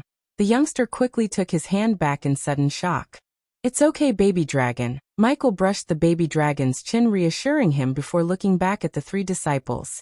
Name is Ghost, and I'm here to meet your fellow disciples, Nathan Bradley. When hearing the names Ghost and Nathan, those who had an arrogant look on their faces immediately had a change in expression. Their faces turned gray, and they wished to slap themselves a few times. The young man in the center bowed his head. Brother Ghost, forgive us for not recognizing you. Senior brother Nathan told that you would come to meet him in this part of the land.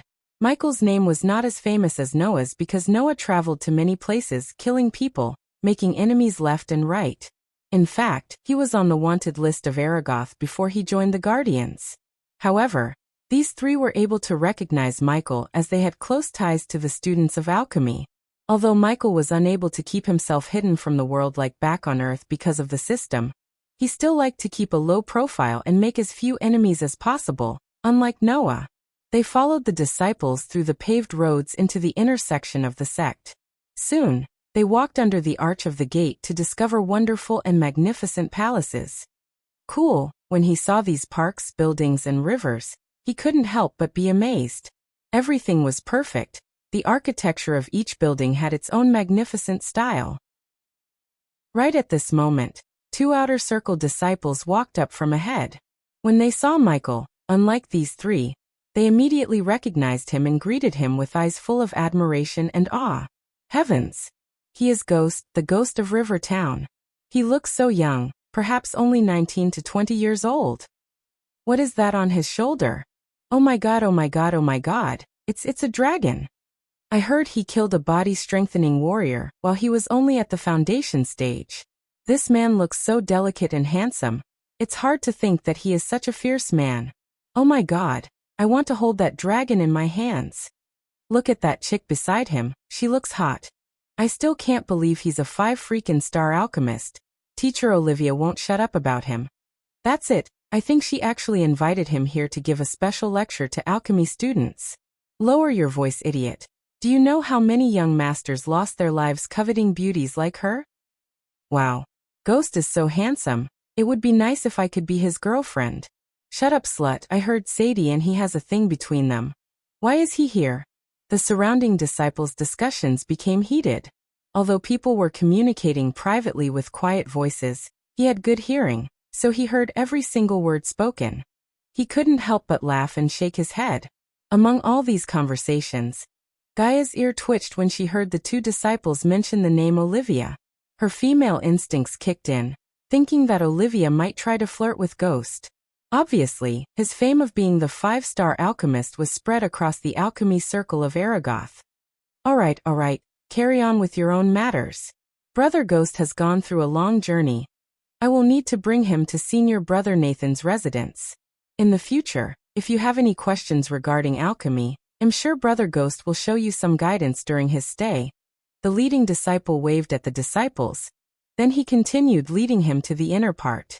Along the way, they met several disciples who had been admiring him as a 5-star alchemist.